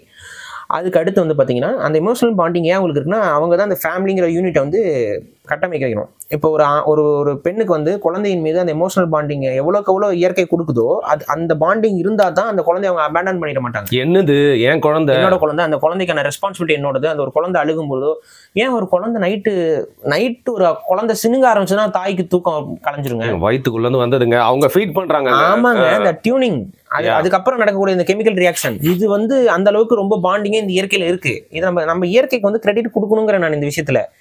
அந்த மாதிரி ஒரு பாண்டை வந்து ஒரு பெண்ணுக்கு உருவாக்குது. அந்த இயற்கையை இன்னொரு விஷயத்தை உருவாக்கியிருக்கு. ஒரு ஆணோட அவங்க புணர்ந்தாங்கன்னா potential of having a child எல்லா மாதங்கள்லையும் இருக்கு. கரெக்டா? கரெக்ட். மனிதனை பொறுத்த வரைக்கும் இப்போ நாய்கள் பூனைகள் இவங்களுக்குலாம் வந்து பார்த்தீங்கன்னா ஒரு பர்டிகுலர் ப்ரீடிங் டைம் ஒன்று இருக்கும். அந்த காலகட்டத்தில் எல்லா பிரச்சனையும் இதாகும். ஆனால் மனிதனுக்கு அப்படி கிடையாது. there is no breeding time. வெயில் காலமாக இருந்தாலும் குளிர்காலமாக இருந்தாலும் எல்லா காலத்திலையும் புணர்வதற்கான வாய்ப்புகள் இருக்கு. மாதத்தில் 3 நாட்களை தவிர மற்ற நாட்களில் புணரக்கூடிய தகுதி வந்து பெண்ணுக்கு இருக்கு. புரியுதா? அப்போ இவ்வளோ சான்சஸ் இருக்கிறப்ப ஆனால் அட் த டைம் மனித இனம் வந்து அவ்வளோ வேகமாக பெருகிறதுக்கு தகுதியான இனம் கிடையாது. வளர்றதுல இருந்து ஒரு பூனைக்குட்டி எத்தனை மாசத்துல வளரும்? டக்குன்னு வளரும். யானை மாதிரி நம்ம ரொம்ப மெதுவா க்ரோ ஆகுறோம், ரொம்ப மெதுவா மெச்சூர் ஆகுறோம். அந்த மெச்சூரிட்டி இருக்க வரைக்கும் ஒரு தாய் வந்து அந்த குடும்பத்தை தாங்க வேண்டிய கட்டாயம் இருக்கு. ஒரு ஆணுக்கு வந்து அந்த குடும்பத்தை தாங்க வேண்டிய கட்டாயம் இருக்கு. ஸோ நம்மளோட species as a species family is the core unit of the society. அதான் பர்பஸ் ஆஃப் ஒரு குடும்ப வாழ்க்கை. நான் வேற ஆங்கிலத்துல கொஞ்சம் பேசுறாங்கன்னு நிறைய பேர் புரிய மாட்டேன்றது காரணம் வேற சொல்லிடுறாங்க. ஆமா, ஆனா உண்மையில வந்து என்ன சொல்ல வரேன்னா குடும்ப வாழ்க்கை அப்படிங்கிறது தான் இந்த மனித சமூகத்துடைய ஒரு ஆணி வேராக இருக்கு. அந்த குடும்ப வாழ்க்கையை வந்து சிதைக்கிறது தான் இன்னைக்கு அத்தனை வேலைகளும் நடந்து கொண்டிருக்கு. அப்ப இந்த குடும்ப வாழ்க்கை என்பது இயற்கையாக உருவாக்கி கொடுக்கப்பட்ட ஒரு வரம். அது வரம்னு தான் சொன்னோம். அந்த வரம் இருக்கனால தான் நமக்கு நல்ல தகப்பனும் தாயும் இந்த உலகத்துல நமக்கு கிடைக்கிறாங்க. கிடைத்தவர்களுக்கும் அங்கே கிடைத்ததற்கான வாய்ப்பு இந்த குடும்பம் என்ற ஒரு உறவு இருக்கிறதுனால தான். அப்ப இந்த யூனிட் என்பது இயற்கையாகவே ஒரு பரிணாமத்துல நமக்கு கிடைச்ச ஒரு விஷயம். அப்ப இப்போ இந்த காலகட்டத்தில் ஒரு பொண்ணு நீங்க சொல்ற மாதிரியான ஒரு லைஃப் ஸ்டைல ஒரு அடாப்ட் பண்ற ஒரு பொண்ணா இருக்காங்கன்னு அவங்க பாக்குறவங்களோட இந்த செக்ஷுவல் ஃப்ரஸ்ட்ரேஷன் எனக்கு இருக்குன்னு சொல்லிட்டு சரி அவங்க கணவரோட அவருக்கு உண்மையிலேயே அவங்களுக்கு செக்ஷுவல் ஃப்ரஸ்ட்ரேஷன் இருக்கு, அவரோட பர்ஃபார்மன்ஸ் சரியில்லை, சரி இப்படி எடுத்துக்கும். அந்த கணவன் வந்து ஏதோ ஒரு காரணத்தினால குழந்தைலாம் ஆயிடுது, ஃபார்ம்லாம் ஆயிடுறாங்க, அவருக்கு வந்து ஆண்மையே போயிடுச்சு. ஏதோ போருக்கு போறாரு, பன்னி வேட்டைக்கு போறாரு, பன்னி வந்து கவட்டையிலேயே முட்டிடுச்சு, முடிஞ்சுது சொல்லி. இப்ப அவரால் செக்ஷுவல் இன்டர் கோர்ஸ்லாம் சரி வர பண்ண முடியல. இந்த மாதிரி ஒரு சுச்சுவேஷன்ல இருக்காரு. இப்ப அந்த பெண்ணுக்கு வந்து 2 குழந்தைகள் இருக்காங்க. ஒரு தியரி இப்ப வந்து செக்ஷுவல் ஃப்ரஸ்ட்ரேஷன் இருக்குன்னு அந்த பெண் வந்து வேற ஒரு ஆணோட போனா ஆட்டோமேட்டிக்கா என்ன ஆகும்? குழந்தைங்க வந்து இந்த குழந்தைகளை அபேண்டன் பண்ண வேண்டிய சுச்சுவேஷன் இருக்கும். அவனுக்கு எதுக்கு அந்த 2 குழந்தைய தத்தெடுத்து வளர்க்கணுங்கிற என்ன அவனுக்கு எதுக்கு இருக்க போகுது? இது நல்லது கெட்டதுங்கிற எதையும் கடந்து எதுக்கு அவன் பண்ண போறான்? அவன் தன்னோட குழந்தைய வேணும்னு எதிர்பார்க்கும் பொழுது அடுத்த உடனே அந்த பெண்ணுக்கு பிரெக்னென்ட் ஆகணும். இந்த கணவனும் இல்லாம இந்த ஒன்றும் இல்லாம இது பாசிபிளே இல்லைங்க இந்த மாதிரி ஒரு சுச்சுவேஷன்ஸு. அப்போ என்னன்னா ஆட்டோமேட்டிக்காக என்ன ஆகும்னா அந்த குழந்தைகள் தான் பாதிப்புக்குள்ளாவாங்க. ஆனால் அந்த குழந்தைகளை பாதிப்புக்குள்ளாகிற அளவுக்கு பெண் வந்து டியூன் செய்யப்படலை. பெண் வந்து யோசிப்பா நம்ம குழந்தைக்காக சில சாக்ரிஃபைசஸ் செய்யணுங்கிற அந்த எண்ணம் என்பது பெண்களுக்கு இயற்கையாக கொடுக்குறது. இப்போ அதை வந்து இவங்க வந்து ஒரு கில்ட் ட்ரிப் அடிக்க பார்க்குறாங்க. இந்த சாக்ரிஃபைசல் தாட் இருக்கு பார்த்தீங்களா, இந்த விட்டு கொடுத்து போகணுங்கிற எண்ணம் இருக்கு பார்த்தீங்களா. எனக்குன்னு ஒரு வாழ்க்கை இருக்குமா, உன் ஆசைகளை எவ்வளவுதான் பூட்டி வச்சுப்பேன். இந்த இதை தான் வந்து ஒரு நெகட்டிவ் ப்ரொபகண்டா மூலமாக இந்த ஃபெமினிஸ்ட் வந்து தொடர்ச்சியாக பெண்களோட மனதில் விதைத்து கொண்டே இருக்கிறார்கள். அப்ப அதே இது அப்படியே ஆண்களுக்கு பொருத்தி பாருங்களேன். அவனுக்கு ஒரு ஆசை இருக்குமா? அவனுக்கு எல்லா பெண்கள் மேலேயும் ஆசை இருக்குமா? அதனால நீ பொத்திக்கிட்டு ஒரு ஓரமா உட்காருமான்னு சொன்னா ஓகே உனக்கு? எவ்வளவு லூசுத்தனமா இருக்கு இந்த விஷயங்கள் பேசுறதுக்கு. ஷாவனிஸ்டா இருக்கு. நான் சொல்றேன், இது ஏன்டா இங்க வந்து ஆணாதிக்கம் இருக்கானா? இருக்குங்க, நான் இல்லைன்னு நான் சொல்லலை, இருக்கு. அப் டு ஏ ரேஷியோ அது இருக்கு. ஆனா நீங்க பண்ற ஒரு வேலை இருக்கு பாத்தீங்களா, இது வந்து என்னன்னா ஆண்களையும் பெண்களையுமே பகை மூட்டக்கூடிய ஒரு விஷயத்தை செய்றீங்க. ஜெண்டர் வார். அப்ப இது என்னன்னா குடும்பம் என்றது இவங்க 2 பேருக்குமான டிஃபரன்ஸா அவங்க கரெக்டா ஒரு பசில் மாதிரி அவங்க அந்த 2 பீஸும் ஒன்னாகும் போது அந்த குடும்பம் கரெக்டா நிற்கும். அவன் பண்றான் நீயும் பண்ணு அப்படின்னு வேலைக்கு ஆகாது. இந்த பீஸ் மாதிரியே இந்த பீஸ் இல்லையேன்னு சொல்லி நீங்க சொருக ஆரம்பிச்சீங்கன்னா 2 ஐடென்டிக்கல் பீஸ் எப்படி பாஸ் இருக்கும்? யூஎஸ்பி போர்ட்ல ஒரு போர்ட் ஓட்டையா இருக்கணும், ஒரு போர்ட் நீட்டமா இருக்கணும். 2 வேற ஒரே யூஎஸ்பி போர்ட்டை சொருகுனா சொருக. நான் ஒண்ணு சொல்றேன் ப்ரோ, 2 பிளக் எப்படி ப்ரோ ஒண்ணு?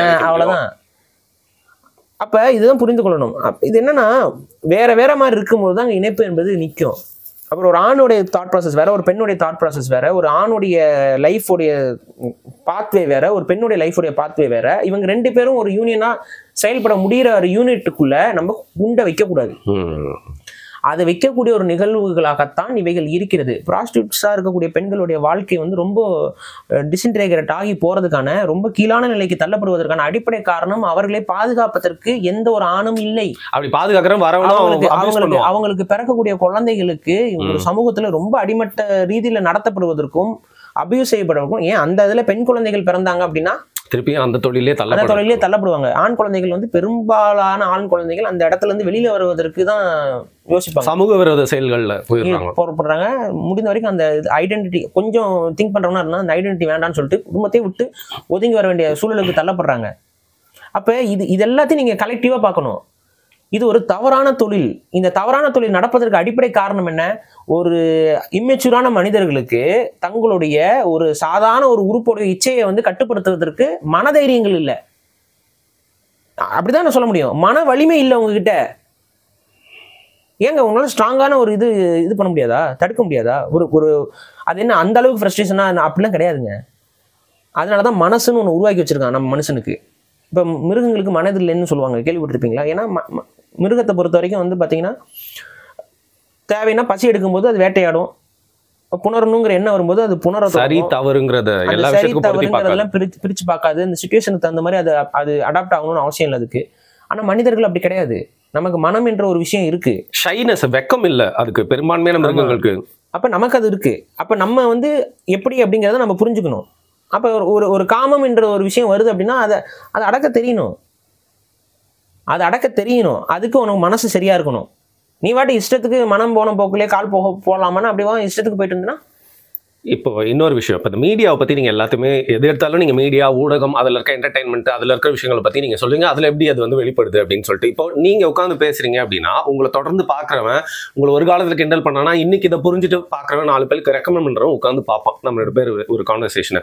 ஆனால் ஒரு டேரக்டர் இருக்காரு, ஏஸ்தட்டிக்காக எடுக்கிறாரு, இன்டர்வியூலுக்குள்ள கோக்கமாக்கா வந்து லூஸ் மாதிரியே வந்து பேசுறாரு சைக்கோத்தனமா. அவரோட படத்தில் காமிக்கிற விஷயம்லாம் வந்து பார்த்தீங்கன்னா ரொம்ப அழகாக இருக்குது. ஏன்னா இப்போ பான் கூட என்ன சாக்கடையில் பண்ணுற மாதிரியா கட்டுறாங்க, அழகான ஒரு ரூமில் தான் கட்டுறாங்க. அந்த மாதிரி ஒரு படத்துல எல்லாமே அழகா காட்டிட்டு கடைசியில வந்து வாழ்வின் ரகசியம் வந்து இதுதான் அப்படின்னு வேற சொல்லிட்டு வந்து போயிடுறாரு. எது செக்ஸ் அப்படிங்கிற ஒரு விஷயம் தான், அது வந்து எப்படி வேணா இருக்கலாம், நம்மளோட இஷ்டம் தான் அப்படின்னு சொல்லிட்டு. ஸோ நீங்க சொல்றதோட இந்த மாதிரி வந்து இந்த சைக்கோ டைரக்டருங்க சொல்றது தானே நிறைய பேர் கேட்பாங்க. அவங்க மூலியமா தான் பாவம் குழந்தைங்க நிறைய இன்ஃப்ளூயன்ஸ் ஆகுறாங்க. இங்க இருக்கக்கூடிய ப்ரொபகண்டாவை மக்கள் உணரல. அந்த ஒரு தவறான விஷயங்கள் என்பது இங்க மக்களிடம் கொண்டு வந்து சேர்க்கப்படுகிறது ஒரு சில சதிகார கூட்டத்தால். தயவு செஞ்சு அதை உணருங்க. ஒரு சதிகார ஏங்க நான் என்ன கேட்கிறேன், சைல்ட் டிராஃபிக்கிங் இந்த உலகத்துல நடக்குதா? நடக்கல? கண்டிப்பா நடக்குது. அது ஏன் யாரால தடுக்க முடியல? ஏன் செய்யறவன் யார்? மனுஷன் தானே. இல்ல குரங்குகள் செய்தா, இல்ல வந்து மிருகங்கள் செய்தா, இல்ல நரி ஓனாய் செய்தா, இல்ல அவங்க சொல்ற மாதிரி ஏலியன் ஸ்பீசிஸ் செய்தா? ஆமா, ஏலியன்ஸ் வேற சொல்லுவாரு. அது வேற ஒன்று கிளப்பி விடுறாங்கல்ல. அதை இப்போ கூட சன் டிவியில போட்டுறாங்களே, நம்ம கூட வாழ்ந்துட்டு இருக்கோமா? ஆமா, ஏலியன்ஸ் நம்ம கூட வந்துட்டு இருக்கான். நீங்க வேற பேசும்போது கண்ணுல அப்படி ஒரு ஓரமா ஒரு இதெல்லாம் பாருங்க. அந்த வாட்ச் வச்சு ஒரு விளம்பரம் பண்ணானே, அடுத்து கண்டென்ட் நீங்க தான் இல்ல பாத்தீங்களா?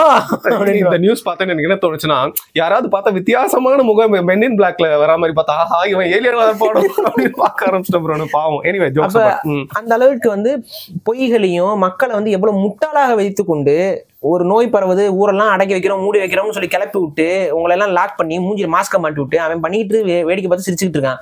அதை தான் திரும்ப திரும்ப சொல்றேன். முழுமையான உலகத்தை நீங்க உணரணும்னா இந்த விஷயங்களை நீங்க புரிந்து கொள்ளாமல் பல விடயங்களுக்கு உங்களுக்கு விடை கிடைக்காது. அவன் தான் காமத்தை வியாபாரப்படுத்துறான். காமத்தை உங்களிடம் கொண்டு வந்து உங்களுடைய ஒழுக்கத்தையும் உங்களோட குடும்ப வாழ்க்கையும் சிதைக்கிறான். ஏன்னா குடும்பமற்ற சமூகம் என்பது, ஒழுக்கமற்ற சமூகம் என்பது கொள்கை நோக்கமற்ற சமூகமாக மாறும். இன்னைக்கு இந்த உலகத்துல இருக்க இயற்கையை பாதுகாக்கணும்னு நீங்க நினைப்பீங்க. ஏன்? உன் குடும்பம் அங்க இருக்கும், அதனால நீ நினைப்ப. எனக்கு வலிக்கும். இப்போ உனக்கு குடும்பமே இல்லைன்னா அதை பத்தி நீ கவலைப்படுவியா? உனக்கு அப்போதைக்கு வந்து நெட்ஃபிளிக்ஸ்ல எதாவது சீசன் வந்திருக்கா, சாப்பிட்றதுக்கு எதாவது ஜங்க் ஃபுட்ஸ் கிடைக்குதா, சாப்பிட்டோம் கொஞ்ச நாளைக்கு குண்டா இருப்போம், சாப்பிட்டுட்டு செத்து போயிடுவோம், நீ வாழ்ந்துட்டு இருப்ப. நீ உனக்கு அதை பத்தி எனக்கு கவலையே இருக்காது, பொல்யூஷனை பத்தி கவலை இருக்காது, இந்த இயற்கையை பத்தி கவலை இருக்காது, ஒரு சில ஸ்பீசிஸ் இறந்து போச்சுனாலும் கவலை கிடையாது, எந்த கவலையும் உனக்கு இருக்காது. ஆனா யாருக்கு கவலை இருக்கும்? உலகம் அழிஞ்சிருமோ, நம்மளுடைய சந்ததிகள்னால அடுத்த சந்ததின்னு யோசிக்கிறாங்க. இந்த குடும்ப வாழ்க்கையில் இருந்து தான் ஆகணும். குடும்ப வாழ்க்கையில் இல்ல ஆனா அடுத்த சந்ததியை பத்தி யோசிக்கிறேன்னு ஒருத்தனுக்கு அந்த எண்ணம் வராது. பேசிக் இங்கதான். நம்ம நாட்டின் தலைவர்கள் பல பேர் குடும்ப வாழ்க்கையே வந்து தியாகம் பண்ணி தானங்க. அது வேறங்க. அது வந்து ஒட்டுமொத்த தன்னோட ஃபேமிலியாக இந்த உலகத்தில் இருக்க மனிதர்களை கருதுனவங்க நிறைய பேர் இருக்காங்க. இந்தியாவை நினைக்கிறாரு நம்ம பிரதமர். ஓகே ஓகே, நம்ம பிரதமர்னு. ஆனா உலகத்தில் இருக்கக்கூடிய இந்த மாதிரி தியாகம் செய்யக்கூடியவர்கள் பலருக்கும் காமராஜர் போல. நீங்க வந்து இப்ப மோடிக்கு சங்கி குடும்பம்னு வச்சுக்கோங்க. அவருக்கு ஒரு குடும்பம் இருக்குல்ல, அவங்களோட தாட் ப்ராசஸ் வேற. மோடியின் குடும்பம், அவர் மோடி குடும்பம் தானே போட்டுட்டு அது ஒவ்வொருத்தவங்க ஏதோ ஒரு இதுல அவங்க ஒரு குடும்பம்னு எதையாவது ரெஸ்பான்சிபிலிட்டி எடுத்துக்கிறாங்க. அந்த ரெஸ்பான்சிபிலிட்டி இருக்கணும். பட் இந்த இதெல்லாம் நீங்க ஃபாலோ பண்ணிட்டு இருந்தீங்கன்னா அந்த ரெஸ்பான்சிபிலிட்டி, அந்த டைரக்டர்ஸ் மாதிரியான படங்கள்ல அவங்க அந்த ரெஸ்பான்சிபிலிட்டி இருக்கக்கூடாதுன்னு தான் சொல்லுவாங்க திரும்ப திரும்ப. நான் என்ன சொல்றேன், ஒரு ஆணுக்கு ஒரு ரெஸ்பான்சிபிலிட்டி இருக்கு, ஒரு பெண்ணுக்கு ஒரு ரெஸ்பான்சிபிலிட்டி இருக்கு. இவங்க ரெண்டு பேரும் அதை சரிவர செய்தாலே பெண்ணுக்கும் ஒரு ஆணுடைய அடிப்படை கடமை என்னங்க?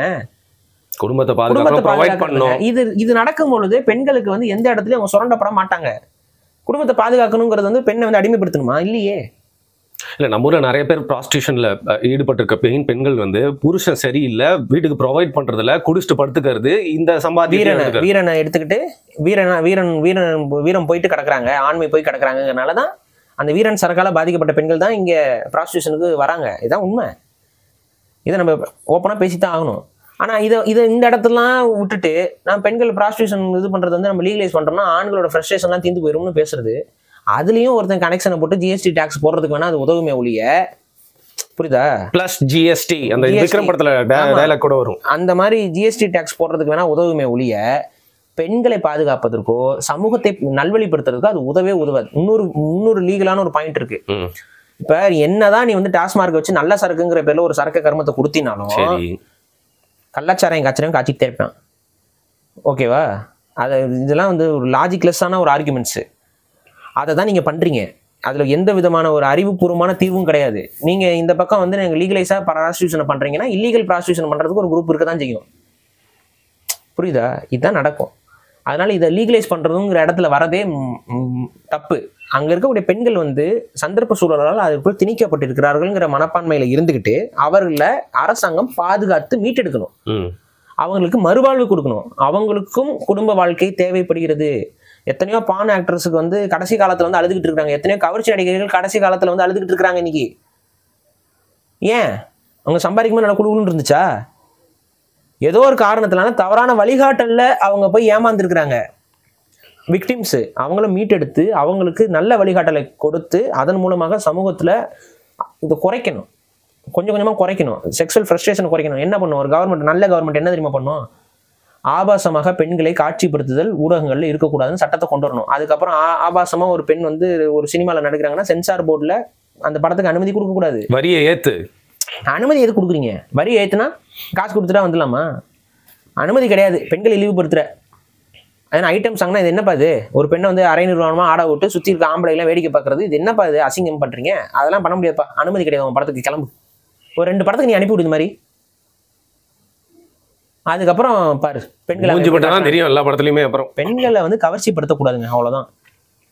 ஒரு பெண்ணுடைய உடல் உறுப்புகளை வந்து நீங்கள் கவர்ச்சி பொருளாக இங்கே கட்டமைச்சிட்டீங்க. இதுதான் நடந்துட்டு இருக்கு. இதை செய்யக்கூடாதுங்கிற நான். ஓகே, ஸோ இப்போ நேரம் கருதி கடைசியாக ஒரு விஷயம் கேட்குறேன். அதுக்கு உங்களுக்கு இஷ்டம் இருந்தால் பதில் சொல்லுங்க. இப்போ நம்ம லா பற்றி நீங்கள் பேசிட்டதுனால எனக்கு ஞாபகம் வந்தது. இப்போ இருக்கிற லா நம்மளே நிறையா வாட்டி நம்ம கான்வர்சேஷனில் பேசியிருக்கோம். ஒரு பெண்ணு அவங்களே விருப்பப்பட்டு போயிட்டு அவங்க வந்து ப்ராஸ்டிடியூஷன், அதாவது ஒருத்தர் கூட வந்து இந்த மாதிரி வந்து பண்ணால் எந்த ஒரு பிரச்சனையும் இல்லை அப்படிங்கிறது தான் இப்போ லா. கரெக்டாக அதில் நடுவில் யாராவது பிம்பிங் பண்ணாதான் அதை வந்து பிடிச்சி ஒரு பிரச்சனையை மாற்றுவாங்க. இதுக்கு நான் கரெக்டாக சொல்கிறேன். நான் இதை கொஞ்சம் விளக்குங்க. அப்படி இந்த லா வந்து இப்படி இருக்குன்னா அதை பற்றி உங்களோட கருத்து? அதுதான் சட்டம். இந்த சட்டம் என்ன சொல்லுதுன்னா, ஒரு பெண் வந்து சுயமாக விபச்சாரத்தில் ஈடுபடுகிறாங்கன்னா it is a legal process in India. இப்போதைக்கு இப்போ சமீபத்தில் தான் அந்த மாற்றம் ஏற்பட்டது. 3 வருஷம் இருக்கும். ஆனால் அந்த பெண்களை வைத்து ஒரு ஆண் வந்து வியாபாரம் செய்கிறான் என்றால் அது வந்து சட்டப்படி குற்றம் அப்படிங்கிற மாதிரி கொண்டு வந்திருக்காங்க. அதே போல ஒரு பெண் விபச்சாரம் செய்யறாங்கிறதுக்காக காவல்துறை வந்து அவங்கள கைது பண்ண முடியாது. Unless until it is a pimping operation. அதாவது தொடர் எல்லாம் சேர்ந்துக்கிட்டு ஒரு குழுமம் போல செயல்பட்டு அவங்க அந்த விபச்சாரத்தில் ஈடுபடுறாங்க அப்படின்னா கைது நடவடிக்கை செய்யலாம். தனிப்பட்ட ரீதியாக ஒரு பெண் விருப்பப்பட்டு போறாங்க வராங்க அப்படின்னா அவங்கள போய் கைது செய்ய முடியாது அப்படிங்கிற ஒரு சட்ட திருத்தம் கொண்டு வரப்பட்டிருந்தது. இது வந்து கைது செய்யறது எதனால இந்த சட்ட திருத்தம் வந்துச்சுன்னு பார்த்தீங்கன்னா, கைது செய்யப்படக்கூடிய பெண்களுடைய வாழ்க்கை வந்து சரிவர மாறல. திரும்ப அவங்க பெரிய அளவுக்கு திரும்ப அபியூஸ் செய்யப்பட்டிருக்கிறாங்க, பெரிய அளவு அவங்க வந்து இன்னும் அவங்க பிரச்சனைக்குள்ளாக்கப்பட்டிருக்காங்க. அதனால இந்த சட்டத்தை இவங்க மாற்றி கொண்டு வந்தாங்க. ஆனால் இப்படி இது மாறி இருக்கக்கூடாதுங்கிறது என்னோட கருத்து. இந்த லீகலைசிங் ப்ராஸ்டியூஷன் நிச்சயம் சமூகத்திற்கு ஒரு கேடான ஒரு வழிகாட்டலாகத்தான் நான் சொல்வேன். அதுக்கான ஆதாரங்களோடு என்னால் சொல்ல முடியும், விவாதிக்க முடியும். இன்னொன்று, இன்னைக்கு மது என்றது அரசாங்கம் விற்பனை செய்யறதுக்கு, அதாவது லீகலாக விற்பனை செய்யறதுக்கு முன்னாடி வந்து பார்த்தீங்கன்னா அப்பவும் சில கடைகள் இருந்துச்சு. ஆனால் மது பழக்கம் என்பது அதிகமாக இல்லை. கவனிச்சிங்களா? ஏன்னா வந்து மது என்பது ஏதோ ஒரு விதத்துல அது அசிங்கமான விஷயம் மட்டும் இல்ல, அது ஒரு தடை செய்யப்பட்ட ஒரு விஷயமாகவே சமூகம் வந்து பார்த்து கொண்டிருந்த வரைக்கும் மதுவுடைய விற்பனையோ மது பழக்கத்துக்கு உள்ளானவர்களோட எண்ணிக்கை வந்து ரொம்ப கம்மி. என்னைக்கு கவர்மெண்ட் அதை லீகலைஸ் பண்ணி இது இங்க வந்து சரக்கு நல்ல சரக்கு கிடைக்கும்னு ஒரு விஷயத்த கொண்டு வராங்களோ அன்னிலேருந்து கிராஜுவலா வந்து அதோடைய மார்க்கெட் ஏறி இருக்கா. அதே போல் இன்னைக்கு ப்ராஸ்டியூஷன் இல்லீகல் அப்படிங்கிற ஒரு விஷயம் இருந்த வரைக்கும் அது ஒரு இல்லீகலான விஷயத்தை செய்கிறதுக்கு பல பேருக்கும் ஒரு அச்ச உணர்வு இருக்கும். அந்த ஒரு பய உணர்வு தான் தடுக்கும். நான் இன்னொன்று சொல்கிறேன், தாய்லாண்டில் இன்னைக்கு பல பேர் போய்ட்டு ப்ராஸ்டியூஷனில் சேர்ந்துக்கிறதுக்கும் அதே ரேஷியோவில் மும்பையில் போய் பண்ணுவாங்களான்னு பார்த்தா கிடையாது. கரெக்ட். ஏன் இங்கே வந்து என்னதான் இருந்தாலும் அது இல்லீகலாகத்தான் அந்த மும்பையில் இருக்க மற்ற பகுதிகளில் கருதப்படும். அந்த ஒரு சோனாங்காட்சியில் மட்டும் அது வந்து லீகல்னு கிடையாது. அது வந்து ஒரு அது ஓகே அப்படிங்கிற மாதிரி கண்டும் காணாமல் அதை வச்சே போலீஸ் நிறைய அங்கே இருக்கிற போலீஸ்லாம் நிறைய பிரச்சனை எல்லாம் பண்ணிருக்காங்க, அபியூஸ் பண்ணுவாங்க, அபியூஸ் பண்ணுறது இதெல்லாம் இருக்குது. பட் அது இன்னும் முழுமையான லீகலைஸ்டு ஃபார்ம் வரல. அங்கே போகிற கூட்டத்தை விட தாய்லாண்டில் உலகம் முழுக்க பெரும் அளவில் கூட்டம் வருது அப்படின்னா it's a legalised process in Thailand. அப்போ இந்த லீகலைஸ் பண்ணதுக்கப்புறம் தாய்லாண்டாவே உங்கள் மண்டையில் என்ன வருது? அண்ட் இதில் தாய்லாண்டோட பாதி கண்ட்ரிக்கு பிடிக்கவே பிடிக்காது தெரியுமா? அங்கெல்லாம் போனீங்கனால அடிச்சு துரத்திடுவாங்க. நல்ல கல்ச்சர் இருந்த ஒரு சமூகங்க. ஆனால் இன்னைக்கு அது என்னவா மாறி இருக்குது? விபச்சாரத்துடைய ஒரு ஒரு முக்கியமான புள்ளியாக மாறி இருக்கு. செக்ஸ் டூரிசம் வந்து அளவுக்கு அதிகமாக இருக்கு. ஸ்ரீலங்கா வந்து அதை அதுக்கு அடுத்து கொண்டு வரதுக்கு தான் யோசிச்சுட்டு இருக்கானுங்க. தாய்லாந்து மாதிரி ஸ்ரீலங்கா மாற்றுவோங்கிற ஒரு எண்ணத்தில் அந்த சிங்கள கவர்மெண்ட் வேலை பண்ணிட்டு இருக்கு. சைனீஸ் கவர்மெண்ட்டும் அதை சேர்ந்து பண்ணுறாங்க. அது அடுத்த கட்டமாக அவங்க தான் பிளானில் இருக்காங்க. அப்போ நீங்கள் புரிந்து கொள்ள வேண்டியது என்ன அப்படின்னா, ஒன்ஸ் இதை நீங்கள் லீகலைஸ் பண்ணிட்டீங்க அப்படின்னா இது வந்து இல்லீகலான ஒரு விஷயங்கிறத மறந்து பல இளைஞர்களும் வந்து அதில் அந்த வலையில் விழுக ஆரம்பிப்பாங்க. அதை ட்ரை பண்ணணும்னு நினைப்பாங்க. அட்லீஸ்ட் ஒன்ஸ் நம்ம அதுக்கு போகணும்னு நினைப்பாங்க. இந்த எண்ண ஓட்டம் அதிகரிக்கும். இதன் மூலமாக என்ன ஆகும்னு பார்த்தீங்கன்னா, ஒரு பெண்ணை காதலிக்கிற தன்மையோ இல்லை ஒரு பெண்ணை வந்து ஒரு இல்லற வாழ்க்கையில் போய் சேர்ற தன்மையோ அவங்களுக்கு வந்து குறையுமே ஒழிய அதிகரிக்காது. இப்போ நீங்கள் வந்து பாருங்கள், ஒரு பெண்ணை வந்து காதலிக்கிறதுக்கு நிறைய வழிமுறைகள் இருக்குது. அந்த வழிமுறைகள் எல்லாமே தப்புன்னு தான் நீங்கள் சொல்லிட்டு இருக்கீங்க. எதை சொல்றீங்க நீங்க? அந்த பொண்ணுகிட்ட போய் பேசுறதா இருக்கட்டும், அந்த ஒரு பொண்ணுகிட்ட வந்து இம்ப்ரெஸ் பண்றதுக்கு சில விஷயங்கள் செய்யறதா இருக்கட்டும், இது எல்லாமே ஒர்க் என்விரான்மெண்ட்ல பெண்களுக்கு வந்து இன்னைக்கு பெரிய அளவு பிரச்சனை. இப்போ நீங்க ஒரு கம்பெனில வேலை பார்க்குறீங்க, ஒரு காலேஜ்ல படிக்கிறீங்க, உங்களுக்கு ஒரு பெண்ணு மேல அட்ராக்ஷன் இருக்கு, அந்த பொண்ணுகிட்ட போயிட்டு நீங்க அப்ரோச் பண்ணுவீங்க, அந்த பொண்ணுக்கு பிடிச்ச மாதிரி நடந்துக்க ட்ரை பண்ணுவீங்க. இதெல்லாம் பண்ணும் பொழுது அதை வந்து இன்னைக்கு இன்றைய சொசைட்டி அதை என்ன சொல்லுது? அது ஒரு ஸ்டாக்கிங்னு சொல்லுது. அதுக்கு அடுத்து ஒரு ஆண் என்னென்னலாம் செய்வானோ அது எல்லாத்தையுமே வந்து ஒரு டாக்ஸிக்கான ஒரு விஷயமாக இன்னைக்கு சமூகம் என்பது கட்டமைச்சு வச்சிருக்கு. அப்போ அவன் இதெல்லாம் செய்ய மாட்டான். அடுத்து அவன் என்ன செய்வான்? ஃப்ரெண்ட் ட்ராப்னு ஒன்று ஓப்பன் பண்ணுவான். நண்பர்கள்னு சொல்லி ஒரு பொய்யல் மூலயமா ஒரு ரிலேஷன் வரும். பெஸ்டின்னு சொல்லுவான். அதுக்கப்புறம் வந்து அந்த பொண்ணுக்கு வீக்கர் ஸ்பாட் எப்போ, அது எமோஷனலாக எப்போ அவங்க பிரேக் ஆகுறாங்கன்னு வெயிட் பண்ணிட்டே இருப்பான். அதுக்காக தான் உரிமையின் வரும் வரை காத்திருக்குமா கொக்குங்கிற மாதிரி ஒத்த காலையில் நின்றுட்டு இருப்பான். இந்த மாதிரியான தவறான வாழ்வியலுக்குள்ளதான் புரிதலுக்குள்ளதான் அவனை தள்ளும். ஸ்ட்ரைட் ஃபார்வர்டான ஒரு விஷயம் இருக்காது. இந்த பொண்ணு எனக்கு பிடிச்சிருக்கு, அந்த பொண்ணுகிட்ட போய் கன்வே பண்றான். அந்த பொண்ணுக்கு பிடிச்சிருந்தா அது பழகும், இல்லைன்னா பழகாது, இல்லை பிடிக்கலன்னு சொல்லி ஒதுங்கும். அப்ப இது எல்லாமே ஒரு மேனிபுலேட் பண்றான். இந்த மேனிபுலேஷன் இல்லாம ஒரு ரிலேஷன் ஸ்டார்ட் ஆகாது. அந்த ரெண்டு பக்கமும் அந்த மேனிபுலேஷன் இருக்கும். அந்த பிளேவே வந்து இன்னைக்கு வந்து தேவையில்லை. நீ வந்து ஒரு காசு கொடுத்தீங்கன்னா உனக்கு வந்து ஒரு இது கிடைக்கும் அப்படின்னா அவன் இந்த ஒர்க்கை போடுவானான்னு யோசிங்க. இதெல்லாம் கால ஓட்டத்துல தெரியாம போயிடும். இதை அவன் பண்ணவே மாட்டான். எதுக்குங்க இந்த பிள்ளைக்கு இப்படி செலவு பண்ணிட்டு இந்த பிள்ளைக்கான ஒரு தன்னோட ரெப்புடேஷனை வந்து அவன் காமிச்சுக்கிட்டு அந்த பொண்ணுக்கு இதா இருந்துட்டு அவன் எந்த ஒரு இதுவும் போக மாட்டான். அவன் எஃபர்ட் போட மாட்டான். டக்குன்னு ப்ராஸ்டியூஷன் பக்கம் போயிடுவான். இன்னொன்னு சொல்றேன், இல்லை இது வேடிக்கையான விஷயம்தான். ப்ராஸ்டியூட்ஸ் கிட்ட சப்போஸ் ஒரு ஆண் போறான்னு வைங்களேன், they will fell in love with the girl. ஆமாங்க, புதுப்பேட்டை படத்துல கூட தனுஷ் ஸ்னேகா மேல லவ் ஆயிருவாரு. அது ஆக்சுவலா வந்து அதுக்கு ரீசன் என்ன? நாயகன் படத்துல கூட கமல் வந்து சரண்யா மேல லவ் ஆயிருவாரு. அது உண்மைங்க. டாக்ஸி டிரைவர் படத்துலயும் ராபர்ட் டி நீரோ லவ் ஆயிருவாரு. ஏன்னா இத்தனை படம் பார்த்து வச்சிருக்கீங்க. சினிமா தாங்க, நாங்களும் தான் பார்த்தோம். இதெல்லாம் இந்த அளவுக்கு உன்னிப்பா கவனிக்கலையே. ஆனா அதான் உண்மை. ஏன்னா நீங்க ஒன்ஸ் ஆண்களை பொறுத்த வரைக்கும் இயற்கை என்ன பண்ணுதுன்னு தெரியுங்களா? ஒரு பெண்ணோட நீங்க இன்டர்கோர்ஸ் பண்றீங்கன்னு வைங்களேன், ஆட்டோமேட்டிக்கா அந்த பொண்ணு மேல நீங்க ரெஸ்பான்சிபிலிட்டி எடுக்கிற உணர்வை வந்து நீங்க யோசிக்கணும்னு அவசியம் இல்லை. கேன பயலே ஆம்பளைங்களை சொல்றேன் ப்ரோ. ஆமா, ஆண்களுக்கு அது இயற்கையா உருவாயிரும். அப்ப இந்த மாதிரியான இப்ப இங்க பெண்களை பொறுத்த வரைக்கும் என்னன்னு பாத்தீங்கன்னா, பெண்கள் நான் தான் சொன்னேன் சந்தேகப்பட்டுக்கிட்டே இருப்பாங்க. அவங்க வந்து எப்பவுமே வந்து ஒரு கண்காணிப்போடு இருப்பாங்க. அவங்க they are the judge in that. இப்போ அவங்களுக்கான ட்ராப் அங்கே ஒன்றுமே கிடையாது. எது தெரியுமா அவங்களுக்கான ட்ராப்பு? ஓப்பனாக சொல்கிறேன். இப்போ ஆண்களுக்கான இயற்கையிலேயே ஒரு ஹார்மோனல் ட்ராப் இருக்குது. நீங்கள் வந்து ஒரு பெண் மேலே நீங்கள் உடல் ரீதியாக ஈர்க்கப்பட்டு உடல் உருவில் போகிறீங்க அப்படின்னா, தானாகவே உங்களை அறியாமலே அந்த பெண்ணின் மீது அளவுக்கு அதிகமான பொசிஷனஸும் அளவுக்கு அதிகமான இதுவும் ஏற்பட்டுரும் உங்களுக்கு. ஆனால் அந்த பெண்ணுக்கு எப்போ அது ஏற்படும் அதிகமாக அப்படின்னு பார்த்தீங்கன்னா, அந்த ஸ்டேஜ் ஆஃப் ப்ரெக்னென்சி. அப்போ தான் அவங்களோட ஹார்மோன்சல் சேஞ்சஸ்லாம் அதிகமாக ஏற்பட்டு அவங்களுக்கு அந்த டிபெண்ட் கேரக்டர் அதிகமாகும். பெண்கள் வந்து ப்ரெக்னெண்ட்டாக இருக்கும்போது நிறைய ஆண்களுக்கு இதை ஃபீல் பண்ணியிருப்பீங்க. இதுக்கெடுத்தாலும் கோவப்படுவாங்க, எதுக்கெடுத்தாலும் அழுவாங்க. ஏதாவது லைட்டாக திட்டிங்கன்னா அவங்க கண்ணில் பொல தண்ணி வரும். இந்த ஹார்மோன்ஸ் எல்லாமே அவங்க வந்து அளவுக்கு அதிகமாக அஃபெக்ஷன் எதிர்பார்ப்பாங்க அந்த டைமில். ஸோ இது எல்லாமே ஏன் ஒரு பெண்ணுக்கு அந்த அந்த காலகட்டத்தில் வருதுன்னு பார்த்தீங்கன்னா, when she get pregnant அந்த பாண்டிங் வந்து ஸ்ட்ராங் ஆகுது. இயற்கை அப்படி தான் உருவாக்கியிருக்கு.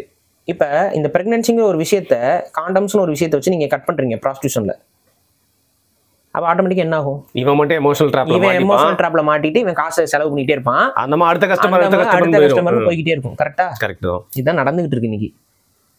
இதனால பெண்களுக்கு எப்போ பாதிப்பு ஏற்படும் அப்படின்னு பார்த்தீங்கன்னா, பெண்களுக்கு நான் அடுத்த ஜென்ரேஷனை பார்த்துக்கிறதுக்கு. இப்போ ஏன் பசங்களுக்கு அம்மா மேலே அவ்வளோ பாசம் இருக்கு? ஆமாங்க. ஒரு அம்மாவுக்கு வந்து பண்ணு வாங்கி கொடுக்கறதுக்காக KGF படத்துல நீங்க பார்த்திருப்பீங்க. ராக்கி பாய் என்னென்னலாம் பண்றாரு, பாட்டு எல்லாம் நீங்களே ஃபயர் விட்டுட்டு இருந்தீங்க. தாய் சென்டிமெண்ட்ல ரஜினிகாந்த் வந்து அம்மாவை தூக்கிட்டு பக்கவாத அந்த அம்மாவை தூக்கிட்டு பாடிட்டு போகும்போது உங்களுக்கு எல்லாம் புல்லரிச்சுதா இல்லையா? அந்த அந்த எமோஷனல் தாய் மேல உங்களுக்கு எமோஷனல் பாண்ட் அந்த அளவுக்கு வருவதற்கு காரணம் என்ன? தாய்க்கு யார் அடுத்து பாதுகாப்பு? அடுத்த குழந்தைகளும் அவங்க வளர்ந்து வரதான் பாதுகாப்பு அந்த பெண்ணுக்கு. ஸோ ஒரு பெண் வந்து தனக்கான பாதுகாப்பை ஃபர்ஸ்ட் தேடுறா, அதுக்கப்புறம் தனக்கான பாதுகாப்பை உருவாக்குறா. இந்த 2 பாதுகாப்புமே அவங்களுக்கு தேவை. கணவன் இல்லாமல் போனாலும் மகன் இருக்கலாம், மகள் இருக்கலாம். இந்த பாதுகாப்பு என்பது அவங்களுக்கு அடுத்த ஜென்ரேஷனுக்கு கிடைச்சிக்கிட்டே இருக்கும். இப்படி ஒரு அழகான சிஸ்டம் இந்த குடும்ப வாழ்க்கை. இந்த குடும்ப வாழ்க்கையை சிதைக்கக்கூடிய அத்தனை காரணிகளையும் இங்கே என்ன நியாயப்படுத்தி நீங்கள் கொண்டு வந்து வச்சாலும் அது நியாயங்கள் கிடையாது, அநியாயங்கள். நான் திரும்ப சொல்கிறேன், ப்ராஸ்டியூஷன் என்ற தொழில் முற்று முழுதாக மனித சமூகத்திலிருந்து துடைத்தெறியப்பட வேண்டிய ஒரு தொழில். அது துடைத்தெறிந்தால்தான் பெண்களுக்கு உண்மையான விடுதலை. அதுவரையும் பெண் is equal to A commodity. ஒரு சந்தை வியாபார பொருளாகத்தான் இந்த உலகம் அவளை பார்க்கும். ஓகே, அது என்னைக்கு மாறுதோ, ஒரு பெண் தன் உடலை என்னைக்கு கவர்ச்சி எதுக்கு படுத்துறா? பணத்துக்காக. அப்போ இது என்னைக்கு மாறுதோ அன்னைக்கு தான் இந்த சொசைட்டி வந்து ஒரு சரியான சொசைட்டியாக மாறும். பெண்கள் உண்மையான சுதந்திர பெற்றவர்களாக மாறுவார்கள். அது வரைக்கும் அவங்க ஒரு ப்ராடக்ட் தான். இதுதான் என்னோட ஸ்டேட்மெண்ட். ஓகே, ஸோ ப்ராஸ்டியூஷன் அப்படிங்கிற விஷயத்த எதிர்ப்பு தெரிவிக்கிறீங்க. அதுக்கான காரணங்கள்ல உலகளாவிய லெவலில் எப்படி இருக்கு, ஹிஸ்ட்ரி அண்ட் மனிதர்களுக்குள்ள இருக்க டைனாமிக்ஸ் எல்லாமே வந்து விளக்கியிருக்கோம் அப்படின்னு நினைக்கிறேன். இதுல பான் அப்படின்னு ஒரு பெரிய உலகம் இருக்கு. அது சிறிது காலத்துல வந்து என்னோட சேனல்ல நம்ம 2 பேரும் வந்து பேச போறோம். சும்மா ஒரு ப்ரொமோட். சரி, ஓகே, அது கூட பண்ணக்கூடாது, எதுவும் தர மாட்டீங்க, ப்ரொமோட்டும் பண்ணக்கூடாது. ஏன்னா எனிவேங்க, ப்ராஸ்டியூஷன் வந்து எதிர்த்து இன்னைக்கு வந்து பேசியாச்சு. இதை பத்தி உங்களோட கருத்துக்களை வந்து கீழே பதிவிடுங்க. மிக்க நன்றி பாரி. எனக்கே ரொம்ப இன்ட்ரெஸ்டிங்கான ஒரு கான்வர்சேஷனா இருந்துச்சு. நன்றி.